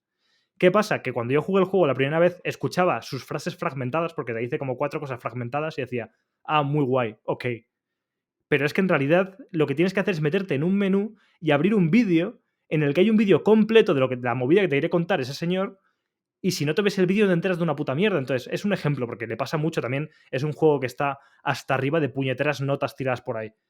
Pasa más tiempo leyendo notas casi que pegando tiros. Y es otra cosa que, joder, tienes que tener muchas ganas, una vez más, complicidad. Te tiene que gustar mucho la movida para que estés dispuesto a leerte 100 notas que te encuentras por el suelo. Que es algo, y reproducciones de audio y tal, que creía que estábamos de acuerdo, que desde BioShock ya fue como, oye, vale, ya esto podemos superarlo un poco. Entonces, bueno, en fin. Resumen. Control me flipa, tiene una atmósfera increíble, tiene unos a nivel técnico, que es algo que no solemos destacar mucho aquí porque somos muy indie y tal, pero coño, es un juego que también se hace valer lo increíble que es por lo increíblemente potente que es a nivel técnico, las físicas que tiene, la iluminación que tiene, las caras de los personajes, es que todo eso también influye un montón. Y eso, las ideas que tiene, la narrativa es increíble. Lo que pasa es que por muchos motivos creo que es un juego que necesita complicidad y creo que eso casi define a Remedy y a sus juegos. No sé, Alan Wake 2 no lo he jugado todavía, igual se ha convertido en ese, no sé cómo decirlo, triple A más suave, pero por algo que habéis comentado sé que también va a tener esas fracturas que me van a gustar, pero creo que es algo que define muy bien a Remedy como compañía, y toda la conversación que hemos tenido al principio del podcast casa mucho con eso, y creo que Remedy es ese tipo de compañía de videojuegos y está muy guay. Sí, puedo, muy breve, ¿vale? Totalmente, de hecho, a medida que ibas hablando, lo estaba pensando que Remedy es una compañía que necesita que el jugador sea cómplice y vaya a hierro con ellos, porque Quantum Break es un juego también que necesita eso. Hombre, tienes que tragarte 20 minutos de capítulos de una serie, ¿sabes? Tiene que gustarte, porque madre mía. Que no le interesa a puto nadie. Sí. Pero sí. Y a mí me pasó con Control. Yo venía de Quantum Break, que bueno, me había gustado, pero sin más. No soy hiper fan de Remedy. Pero Control, por lo que había visto, además, lo trajeron los Reyes a casa y no me lo trajeron a mí, sino a Miriam. Pero por lo que había visto, a mí me mola mucho el brutalismo. Y creo que el juego me ganó por el estilo arquitectónico de la Oldest House, ¿no? De la sede de esta gente, porque es espectacular. Como dices tú, es un prodigio técnico, no ya a nivel bonito, sino a nivel de que la consola lo mueva y te muevas por ahí en tiempo real y vueles y hagas lo que te dé la gana en tiempo real por ahí. Y me ganó por eso. Luego me ganó por el rollo este que hacen de sobreimpresionar las caras mientras alguien te está hablando, ¿no? Que empieza desde el principio cuando heredas la pistola del antiguo director. Pero a mí me ganó por eso, y por eso le soporté todo lo demás. Y digo soportar hablando del verbo soportar. Sí. Para mí era insoportable el tema de los combates. Hay un par de combates. Hay uno llegando a Heron, me parece que es jodidamente insoportable, que tienes que ir subiendo un montón de pisos. Bueno, sí. Y es absolutamente insoportable. Y yo seguía, porque estaba tan metido ya en ese rollo que se lo perdonaba, pero no me llego a meter ahí y el juego no me lo acabo. Sí, y de hecho, esto también le pasa un poco como los Souls. La narrativa yo creo que está muy guay porque es que tiene ideas potentísimas y que hay que currarse. O sea, es muy Kojimada, si lo quieres ver así. Creo que Sam Lake es el más Kojima que hay en Occidente. 100%, 100%. Espérate a Alan Wake 2 también. 100%. Totalmente. De hecho, Alan Wake 2 es, por fin, el juego que quería hacer Sam Lake. Yo creo que todo lo demás han sido aproximaciones y ya Alan Wake 2 es, vale, ya sé cómo lo puedo hacer, lo voy a hacer. Qué guay, o sea, me encanta. Es que estoy súper a tope con eso. O sea, yo, porque soy fan de Sam Lake, que voy a tope con lo que haga y me parece súper guay. Pero la cantidad de porros que se tuvo que fumar para definir un montón de los conceptos que se definen en Control, que es ese rollo que hacía Kojima de voy a meter conceptos científicos que de verdad existen con mi fumada de mi realidad de cómo quiero contar la historia del juego, con no sé qué. O sea, tienes que ver también putos vídeos de yo que sé cuánto duran, igual no son 20 minutos como en Quantum Break, pero sí que hay vídeos de 3 minutos de un señor explicándote, bueno, es que los objetos de mundo alterado en realidad tienen que ver porque la mecánica cuántica de no sé qué, te cuento una fumada que es como, joder, si no tienes que ser cómplice para eso. Ese señor es el que le pone la voz a Alan Wake. Alan Wake, sí. Matthew Porreta. Eso Me hace es. mucha gracia el apellido y juro por Dios que es Matthew Porreta. Sí. Qué guay. Pues eso, o sea, quiero decir que es que estos juegos son la mayor definición de tienes que poner mucho de tu parte, te tiene que molar, que ojo, si te mola, es un mérito. Todo lo que está escrito en Control es que está muy bien hilado, ¿eh? Y está muy bien pensado y está muy bien hecho. El tema es que tienes que apetecerte como tragártelo, pero ojo, ¿eh? Es muy bueno.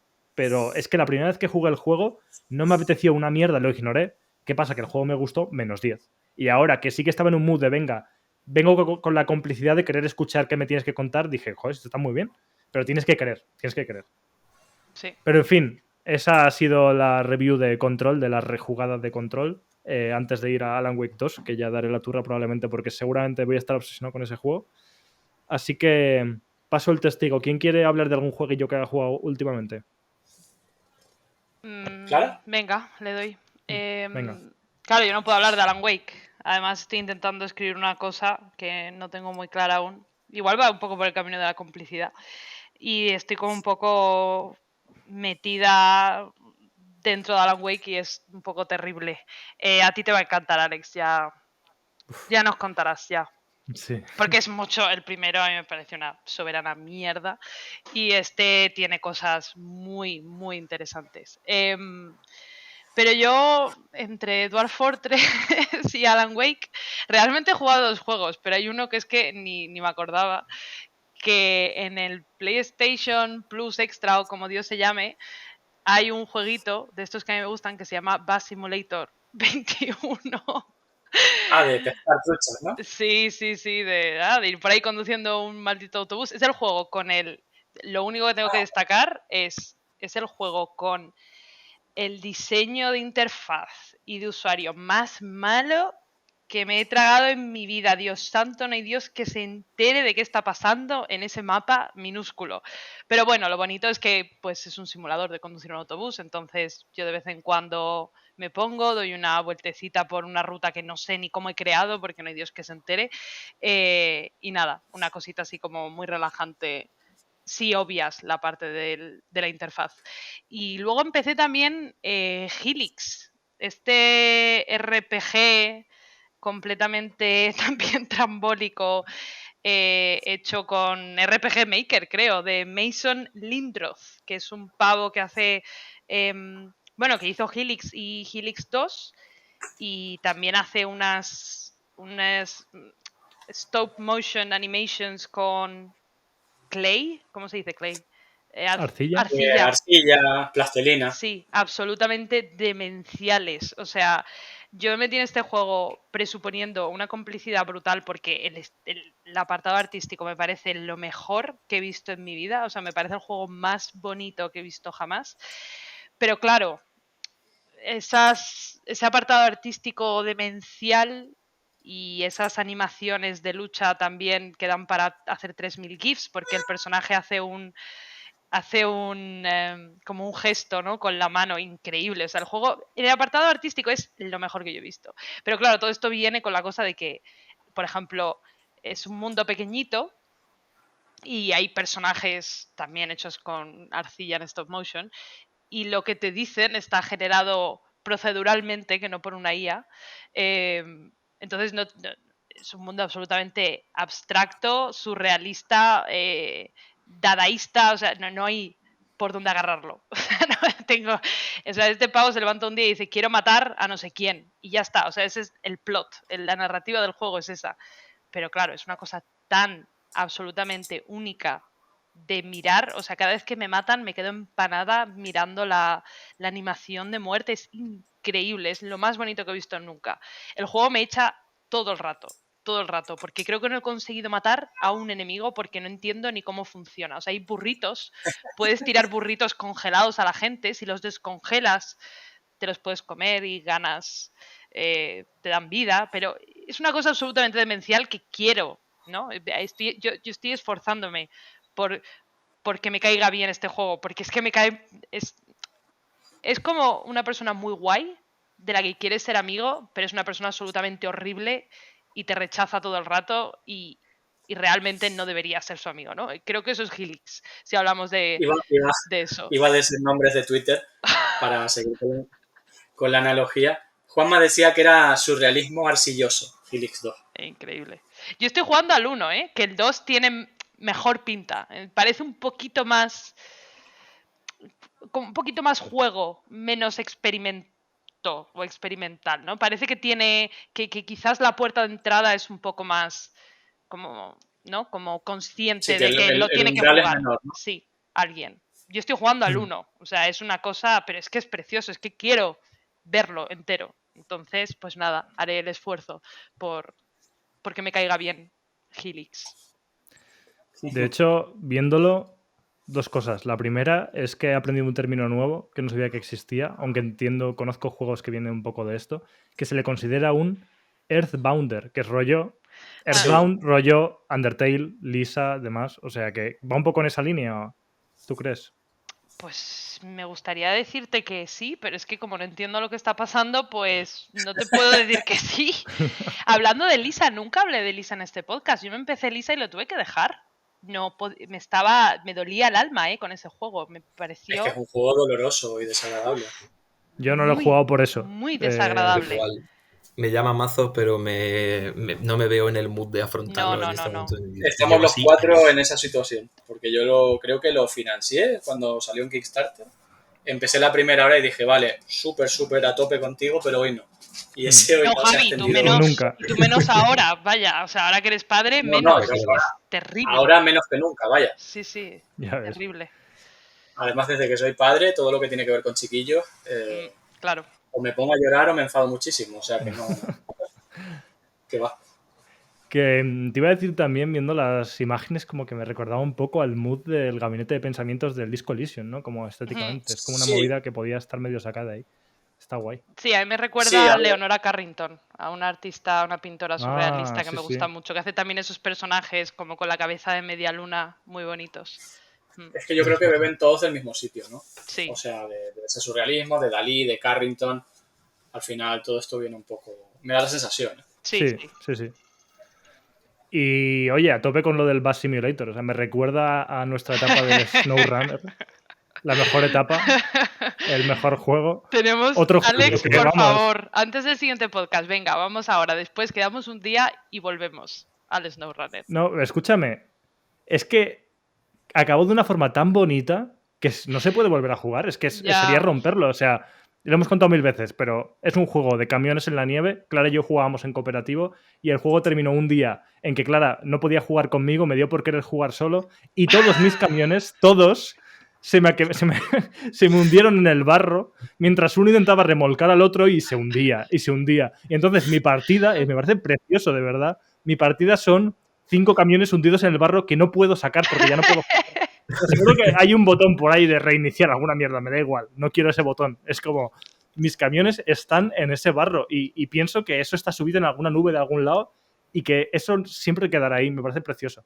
Eso es básicamente la evidenciación de que eres un desesperado que por no quererme esperar para jugar hundiste todos tus putos camiones en el barro.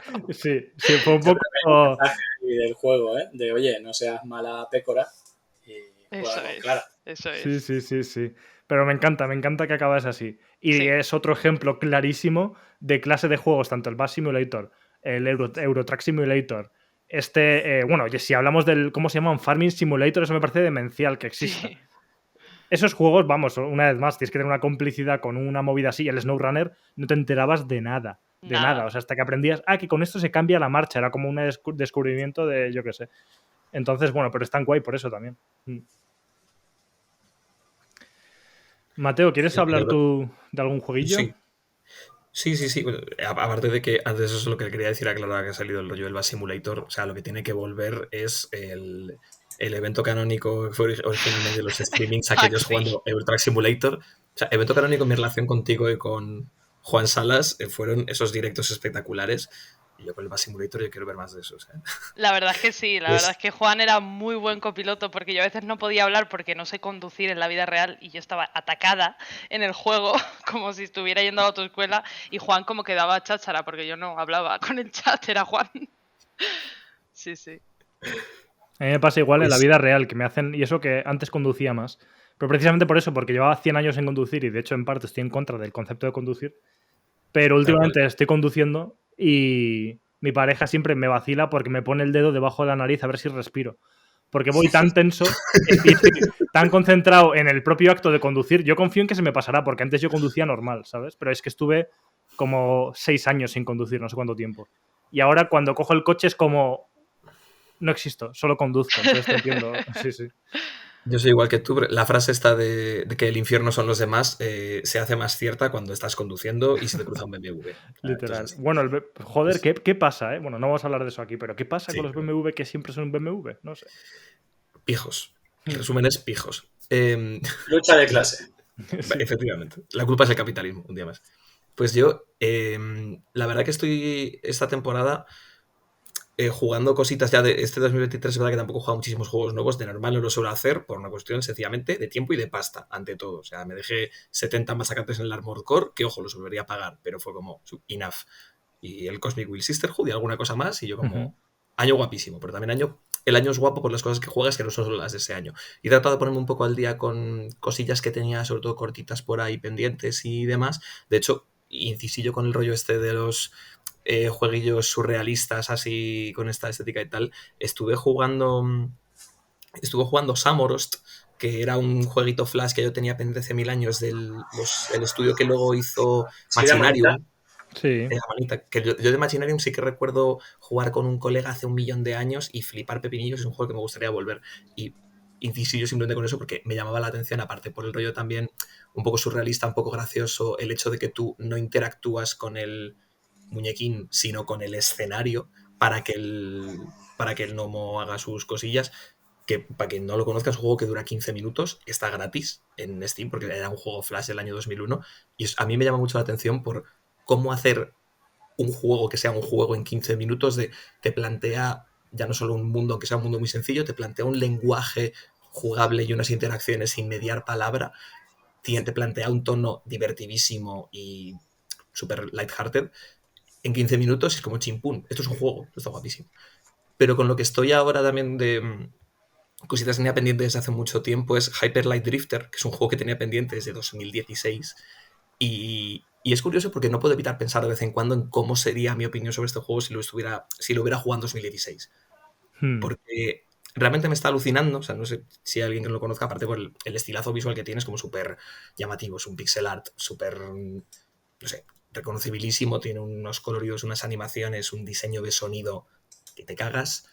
Es un juego además bastante sencillo en cuanto a su planteamiento, pero bastante chungo en su ejecución. Es bastante más jodido de lo que yo me estaba esperando. Yo que no soy muy de Zelda, porque al final esto es mazmorreo con espada y pipa. Pero es un juego muy interesante, por si alguien no lo conoce, porque es un juego en el que no hay diálogo. Es decir, mientras hay diálogo, muy poco, pero solo en imágenes, no hay palabras, no hay texto.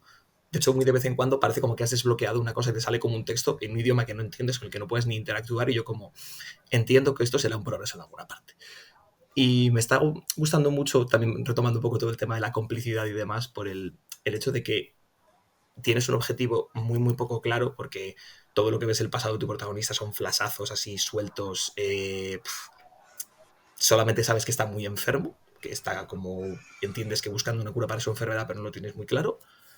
Y que en cierto momento tú llegas a un centro del mundo, hay norte, sureste, oeste, en cada punto cardinal un mapa y un bicho que matar, y dices, estupendo, videojuegos 101, pa'lante, funciona. Pero, en fin, como que es curioso cómo muy, muy poquito a poco, y simplemente por los hábitos que tú vas desarrollando a la hora de coger ciertas dinámicas de exploración, con esas primeras sorpresas para las que además igual alguien te está intentando advertir, pero como solo cuando hay un diálogo son 2 o 3 imágenes y tú no entiendes nada, pues dices, no puedo gestionar esta información. Y en general es el rollo de no puedes comunicarte con el mundo y no puedes anticiparte a nada. Y me está llamando muchísimo la atención esa forma tan peculiar de desarrollarlo y de que tú realmente acabes entendiéndote sin palabras. Que ahora que este año que salió, ¿cómo se llamaba? Chance of Senar, ¿puede Sí. ser? Sí. Sí, Un juego que le tengo unas ganas tremendas y más aún jugando esto por lo mismo. O sea, me parece que es un súper interesante y súper desafiante. Aunque este juego no se centra tanto en el idioma, es más simplemente como una pequeña cojera que se te pone a tu jugabilidad y a tu acercamiento a este mundo. Me llama mazo la atención el cómo tú te acabas también creando tus propios lenguajes y diciendo, vale, entiendo que esto significa esto, entiendo que si cojo 4 cosas de estas me sale una cosa que es un punto de experiencia o dinero, no lo sé, pero vale para esto, más o menos. Y digo mucho también lo de la complicidad porque al final es eso, tú te tienes que acabar generando un poco tu propio lenguaje de entiendo que esto funciona de esta manera, pero no tengo forma de saberlo. Pues, o un poco de Witness también, que en The Witness al final no hay ningún sitio donde estén escritas las reglas de los puzzles. Es una cosa que tú simplemente a fuerza de hábito acabas desentrañando la regla y además tienes que hacerlo, porque puedes hacerlo a fuerza bruta, pero en realidad si tú no entiendes, si no tú no te esfuerzas en entender cuál es la regla que opera detrás de todos esos signos y todas esas condiciones, no puedes avanzar. Entonces, no sé, como que me llama más la atención por eso, por esa forma de exigirte un acercamiento al mundo que es así un poquillo diferente y mecánicamente es verdad que es muy engaging. Odio no saber decir eso en español, porque no es que te enganche, pero es como, en fin, te metes mucho en su dinámica.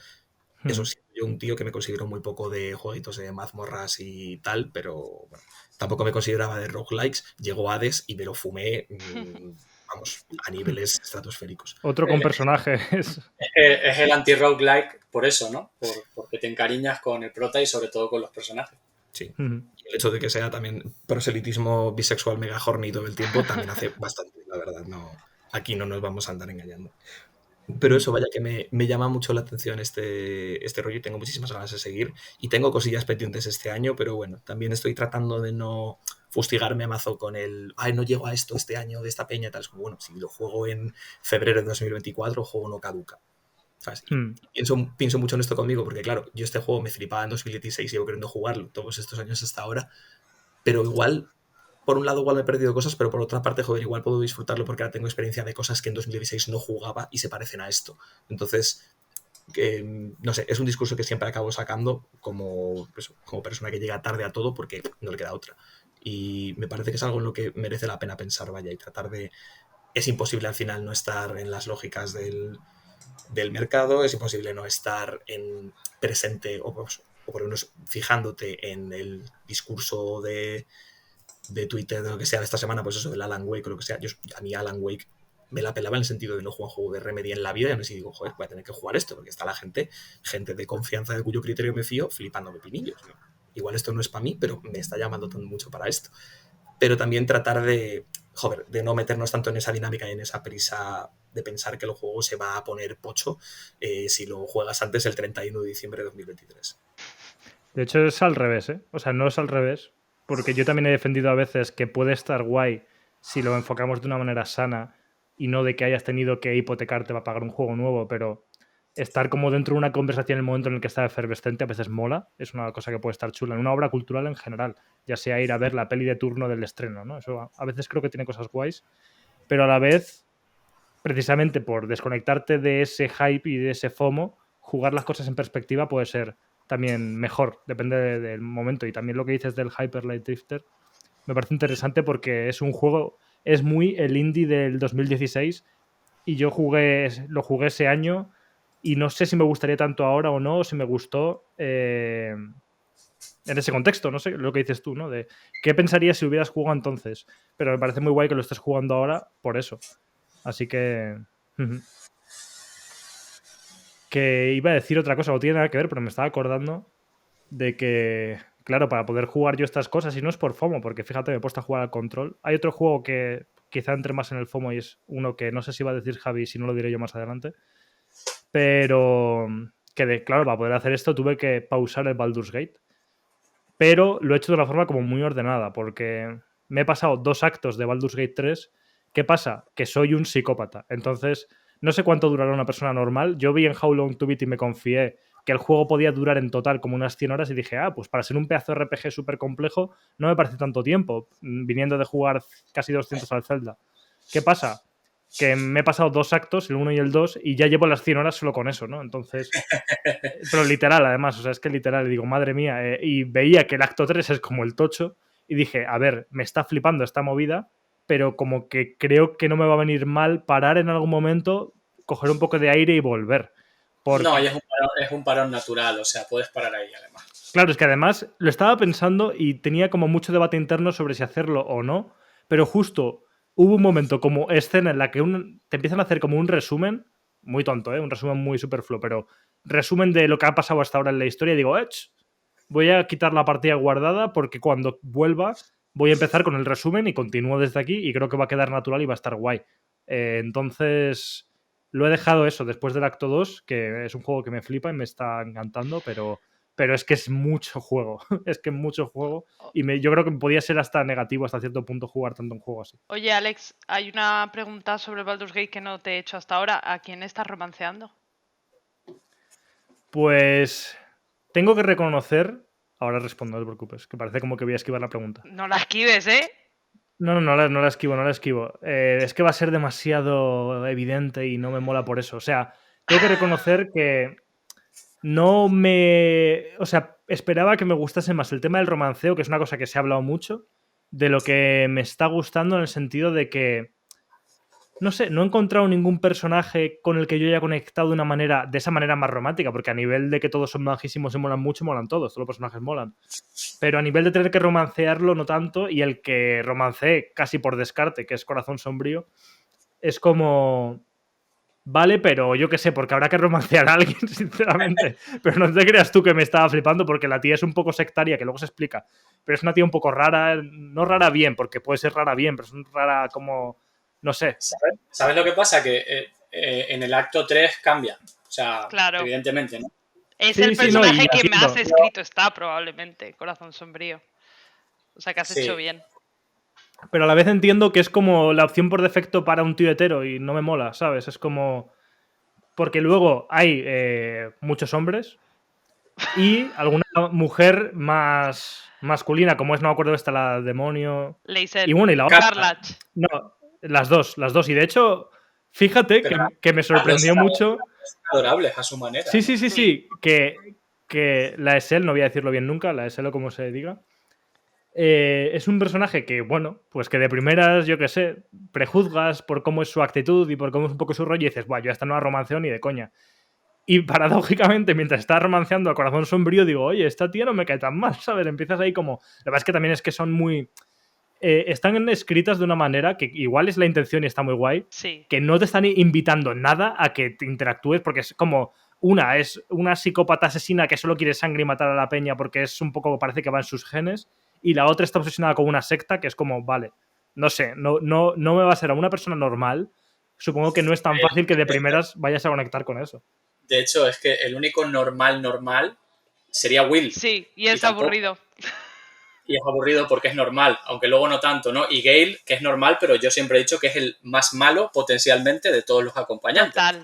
Total. La peor persona de todos los acompañantes. Total. Y me cae súper bien. Pero Lae'zel es un caso de nature versus nurture, de manual. Y lo bueno que tiene ese personaje, y todos en general, es que todos tienen un arco larguísimo de personaje. Sí. Y el arco de todos ellos acaba en el tercer acto. Sí. Y hay un viaje de muchos de ellos hasta el tercer acto en el que cambian por completo. El romance de Lae'zel, que empieza siendo un rollo sadomaso en el que te usa prácticamente, acaba siendo una cosa súper bonita en el tercer acto. Qué guay. Y ella cambia mucho. Evidentemente se hace su misión de personaje, pero le pasa a todos, ¿no? Le pasa a Starion, le pasa a Carlac no tanto porque ya es maja de por sí, pero en general todos los personajes tienen como un crecimiento muy guay y muy orgánico precisamente porque has tenido muchas horas para tratar con ellos y hacer ese viaje, ¿no? Claro, tiene sentido que de primeras no estén todos súper... Bueno, Carlac sí, pero porque Carlac es un trocito de pan, pero están todos que solo quieren follar, vaya, o sea, nadie está pensando en el romance, quieren follar todos. Y es gente rotísima. Claro, y es todo gente con movidas. Y ahí también tengo que decir que es un poco... también es culpa del juego, porque evidentemente estas cosas que hace han llamado mucha atención y de hecho han atraído a mucha gente a jugarlo por la parte horny.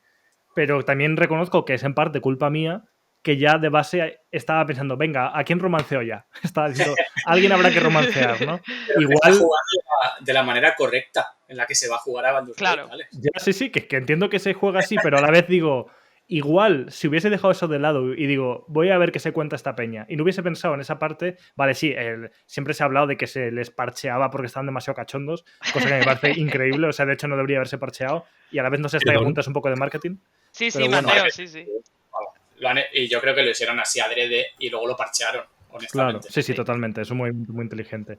Pero que a la vez, a lo mejor a mí a nivel personal, me habría funcionado mejor el romanceo si hubiese empezado neutral y fuese creando un vínculo con los personajes y ya de forma natural romanceo, pero no en plan como, ¿dónde está el botón de romancear? Pues igual no, ¿sabes?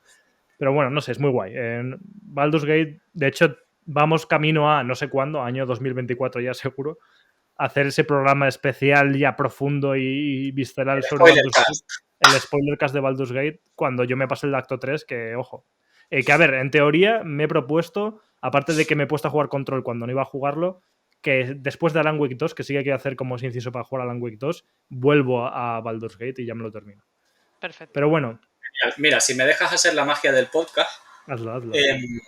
En Baldur's Gate 3, J.K. Simmons, bueno, el actor de todo, sí. Invencible, de todo, le pone la voz a Ketherick Thorne. Sí. Y él había hecho de J. Jonah Jameson en las pelis de Spider-Man de Raimi. Es que él es J. Jonah Jameson. O sea, yo no me imagino a nadie como Jameson que no sea él. De hecho, ves, Vale, bueno, pues, sé por dónde vas, sí que perdón. Pues vamos a hilarlo hasta Spider-Man 2, ¿no? Toca. Yo lo siento sobre todo por Clara. Y no sé por qué, porque a lo mejor estoy convencida ¿Por qué? de que alguna amistad tuya, rollo Juan, te tiene que dar la turra con cosas de Marvel alguna vez. Sí. Pero no esperabas que pasase, pero sí, vamos a hablar de un juego de Marvel ahora mismo y a tope con él. Ah, bueno, es el mal menor, sinceramente, la verdad. Eso de a tope, de Bueno, todas formas, sí, es matizable. es matizable, es matizable. Pero Porque bueno, dale caña, Javi. Estaba pensando en él cuando estabas hablando de triples A's que luego olvidas. Totalmente. Pues, yo aparte no soy muy comiquero, ¿vale? De hecho no soy nada comiquero. Pero a Spider-Man le tengo cariño pues de ver los dibujitos de cuando era niño. Estos que salía el Michael Morbius con acento súper chungo y súper racista y de Europa del Este, y que eran como pues dibujitos de sábado por la mañana. Y le tengo cariño un poco a Spider-Man por eso. Y yo me fumé el primero, me fumé el Miles Morales y fui un poco a tope con Spider-Man 2, un poco para descansar la cabeza, porque he estado con otras cosas. He estado con The Invincible, con Alan Wake 2. Yo ahora estoy porque Spider-Man ya me lo pasé, ahora estoy con Colony Ship, que es uno para crítica a nivel oculto, que es de rol de los creadores de The Age of Decadence. Que es una nave generacional, varada en el espacio, que no se sabe si va a llegar o no nunca a su destino, pero que la gente nace y muere en la nave. Pero bueno, ¿qué pasa con Spider-Man 2? Que es la perfecta definición de juego hecho para gustar y totalmente intrascendente, pero que está tan bien hecho para gustar que funciona. Y funciona a la perfección y el tiempo que estás jugando te mantiene enganchado. Al final la trama, pues bueno, ok, tiene cosas mejores, tiene cosas peores. Hay una movida que es una discusión de pareja en la que se pegan ambos, que bueno, luego lo piensas y no sé si eso está muy bien resuelto, honestamente. No. Porque es como, hazme caso, ponte a currar, y se están pegando. Peter, eres un vago. Sí. Y es como, uff, no sé si este Pepa y Abelino con simbiontes es el mejor ejemplo de lo que puede dar el medio. Pero es divertido y además la mecánica, y de esto se ha hablado, ¿no? Hay artículos. La mecánica de balancearse es tan perfecta que yo, de hecho, en el primero no hice viaje rápido y no sabía que había viaje rápido. Porque es tan divertido balancearte. Y en este lo probé porque había oído que es como medio tramposo porque carga enseguida. Y es verdad que es una puta locura a nivel técnico. Tú le das a viaje rápido y no entiendo cómo lo han logrado, ¿eh? Porque puedes ir al otro puto punto de la pantalla y el mapa es más grande. Sí. Pero es que es un juego que a mí ya jugándolo me estaba dando pereza. Porque va aprovechando cada 2x3 para darte las típicas misiones estas que te van a llenar el mapa de mierda, que si te lo hace Ubisoft son unos estafadores, pero como te lo hace Sony, que son los que hacen juegos buenos y de prestigio, pues así disfrutas más del juego, ¿no? Y la realidad es que es un juego que está bien, pero de verdad que esté en los Game Awards, bueno, sí, entiendo que esté en los Game Awards, pero si una sola persona me dice que es el mejor juego del año, igual le doy. Sí. Es que yo también tengo muchas opiniones sobre este juego porque lo comenté, creo que esto lo he comentado en extensión en un nivel extra, ya sabéis, y todo el mundo a Patreon apoyadnos. Y el último nivel extra que subimos, que además lo subimos por separado, creo que es en el que hablé de Spider-Man, que yo creo que no había dedicado tiempo a hablar de Spider-Man en ningún podcast. Y yo sí que tengo como una relación emocional con Spider-Man porque es como el superhéroe que siempre me ha gustado. Y de hecho, ahora como adulto, es que es el buen superhéroe, ¿sabes? Si lo pienso. Sobre todo si me quedo con la parte de Spider-Man que me gusta, porque Spider-Man hay 100.000, 1000 historias, 1000 movidas y muchas que no me gustan nada. Pero creo que lo hablamos, lo puse en Twitter y luego lo hablé en el nivel extra. Yo me quedo con la versión de Spider-Man de Sam Raimi del Spider-Man 2, que por eso es el superhéroe que me gusta, que es el superhéroe que está una vez más oprimido por el capitalismo y no es capaz de ser ni superhéroe ni persona por culpa del capitalismo y por culpa del trabajo asalariado, otra serie de cosas. Y aparte de ser un superhéroe, claro. Entonces, bueno, como que Spider-Man me mola por varios motivos. Y de hecho, que fue como que tenía ciertas ganas de jugar a este juego, porque yo también jugué el primero y el Miles Morales, que dije, bueno, pues me voy a poner la peli esta de Spider-Man a ver qué tal era. Y cuando descubrí eso, que Spider-Man 2 me parece un película, la primera está bien también, ¿eh? Pero la segunda es que está muy bien. Y a raíz de eso, hablando una vez más de la complicidad y de la complicidad que viene de fuera del juego y de antes incluso de jugarlo, yo sabía que en algún momento lo iba a jugar y me apeteció como meterme en mood de Spider-Man a tope. ¿Y qué hice? Me puse a leer cómics. Que yo, cómics de Spider-Man, yo como tú, Javi, o sea, yo de pequeño la serie me flipaba y sí que leí algún cómic de Spider-Man siendo pequeño, pero no leí tampoco muchísimo, no soy un conocedor de los cómics. Y dije, oye, a lo mejor aquí hay algo que encontrar y puede ser interesante. Y me decidí a buscar, aparte del cómic fundacional, el primer cómic en el que aparece el personaje, me leí ese cómic, me leí uno que tiene mucho que ver con algunas cosas que pasan en este juego, que es La última cacería de Kraven. Y es interesante y de hecho dices, ay, pues hay contenido, ¿no? Hay cómics que evidentemente es como lo obvio a lo que todos deberíamos llegar, pero es como Marvel cine mal, sobre todo el cine contemporáneo, pero igual los cómics no tienen la culpa de nadie, hay cómics buenos, ¿no? Que llevan toda la puta vida haciéndolos. Igual hay algún escritor que ha hecho un cómic bueno y por supuesto que así es. Y entonces como que leí unos cuantos cómics y me parecieron guays, me gustaron y me ayudaron a entrar con aún más complicidad a este juego. ¿Qué pasa? Que evidentemente y paradójicamente con lo que comentábamos, ¿no? De que bueno, es que estos juegos están como tan bien hechos que a la vez son un poco insulsos, que me pasó eso, que aunque yo viniera con la complicidad de antes, el juego me empezó gustando y me parece que en general es como un muy buen blockbuster hecho juego y de hecho probablemente es mejor que cualquier peli reciente de Marvel y creo que esto sobre todo también le pasa... No tiene mucho mérito, pero sí. Es que no tiene mucho mérito, pero es verdad. Entonces, oye, que también está... No es muy habitual, no solía pasar. A ver, sí que hay muchos casos que sí, pero que cuando había versión cinematográfica y jugable de algo, que la mejor sea el videojuego y no la parte del cine, ¿no? Sobre todo cuando era al revés, que se hacía el juego de la peli. Pero bueno, en cualquier caso. Y el primer juego, de hecho, pienso lo mismo. El primer Spider-Man de Insomniac, hasta cierto punto incluso no sé si me gustó más, pensándolo en perspectiva, porque me gustó más la historia y me pareció mejor resuelta. O sea, estos juegos en general... El de Raimi, dice. No, digo, el juego del primer Spider-Man de Insomniac. O Sí. sea, pero de Raimi te refieres, esa es la peli. Claro, pero ¿que te pareció mejor que la peli de Raimi? ¿O No, que te no, pareció... no. De hecho, o sea, la peli de Raimi, la Spider-Man 2, es que esa es mejor que nada, yo creo, para mí. O al menos hoy estoy en ese mood y es como lo mejor que se ha hecho de Spider-Man y punto. Porque es que he leído los cómics de los que surgen esas ideas que luego él lleva a la peli. Hay un arco de Spider-Man que se llama Spider-Man No More o Spider-Man Nunca Más, que es el arco de Spider-Man en el que Spider-Man dice estoy hasta los huevos por el trabajo, por la familia y tal, y porque encima me eche mierda la prensa, que le den por culo a Spider-Man, ya nunca más voy a ser Spider-Man, que es lo que pasa en la peli de Raimi. Pero es que Raimi sabe sacar de ahí una profundidad y crear una peli súper buena en torno a eso, que el cómic son 4 páginas en las que te hablan de eso. Pero bueno, más allá de eso, lo que decía es eso, que me gustó más el primer juego de Insomniac narrativamente que este, yo creo, porque este está guay, pero adolece de una cosa que tienen como mucha manía este tipo de juegos y de películas también, porque la última película a lo mejor no hablemos de ella, que es el decir, cuantos más villanos me quepan, mejor. Y es como, no te confundas. O sea, quiero decir, Kraven en este juego, si hubiese estado más desarrollado, mejor explicado, es que habría estado muy bien, porque creo que tiene unas motivaciones que, bueno, pueden ser interesantes o ser un tema, ¿no? Y es como, no te lo comentan nada bien, tienes que verlo tú medio de lado y enseguida te lo quitan de en medio. Y es tontísimo, o sea, todas las explicaciones que dan son tontísimas.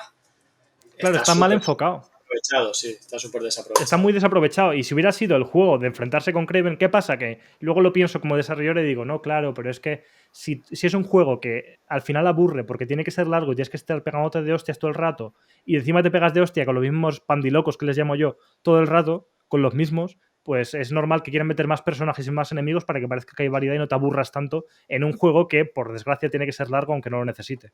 Porque de hecho es que si fuese...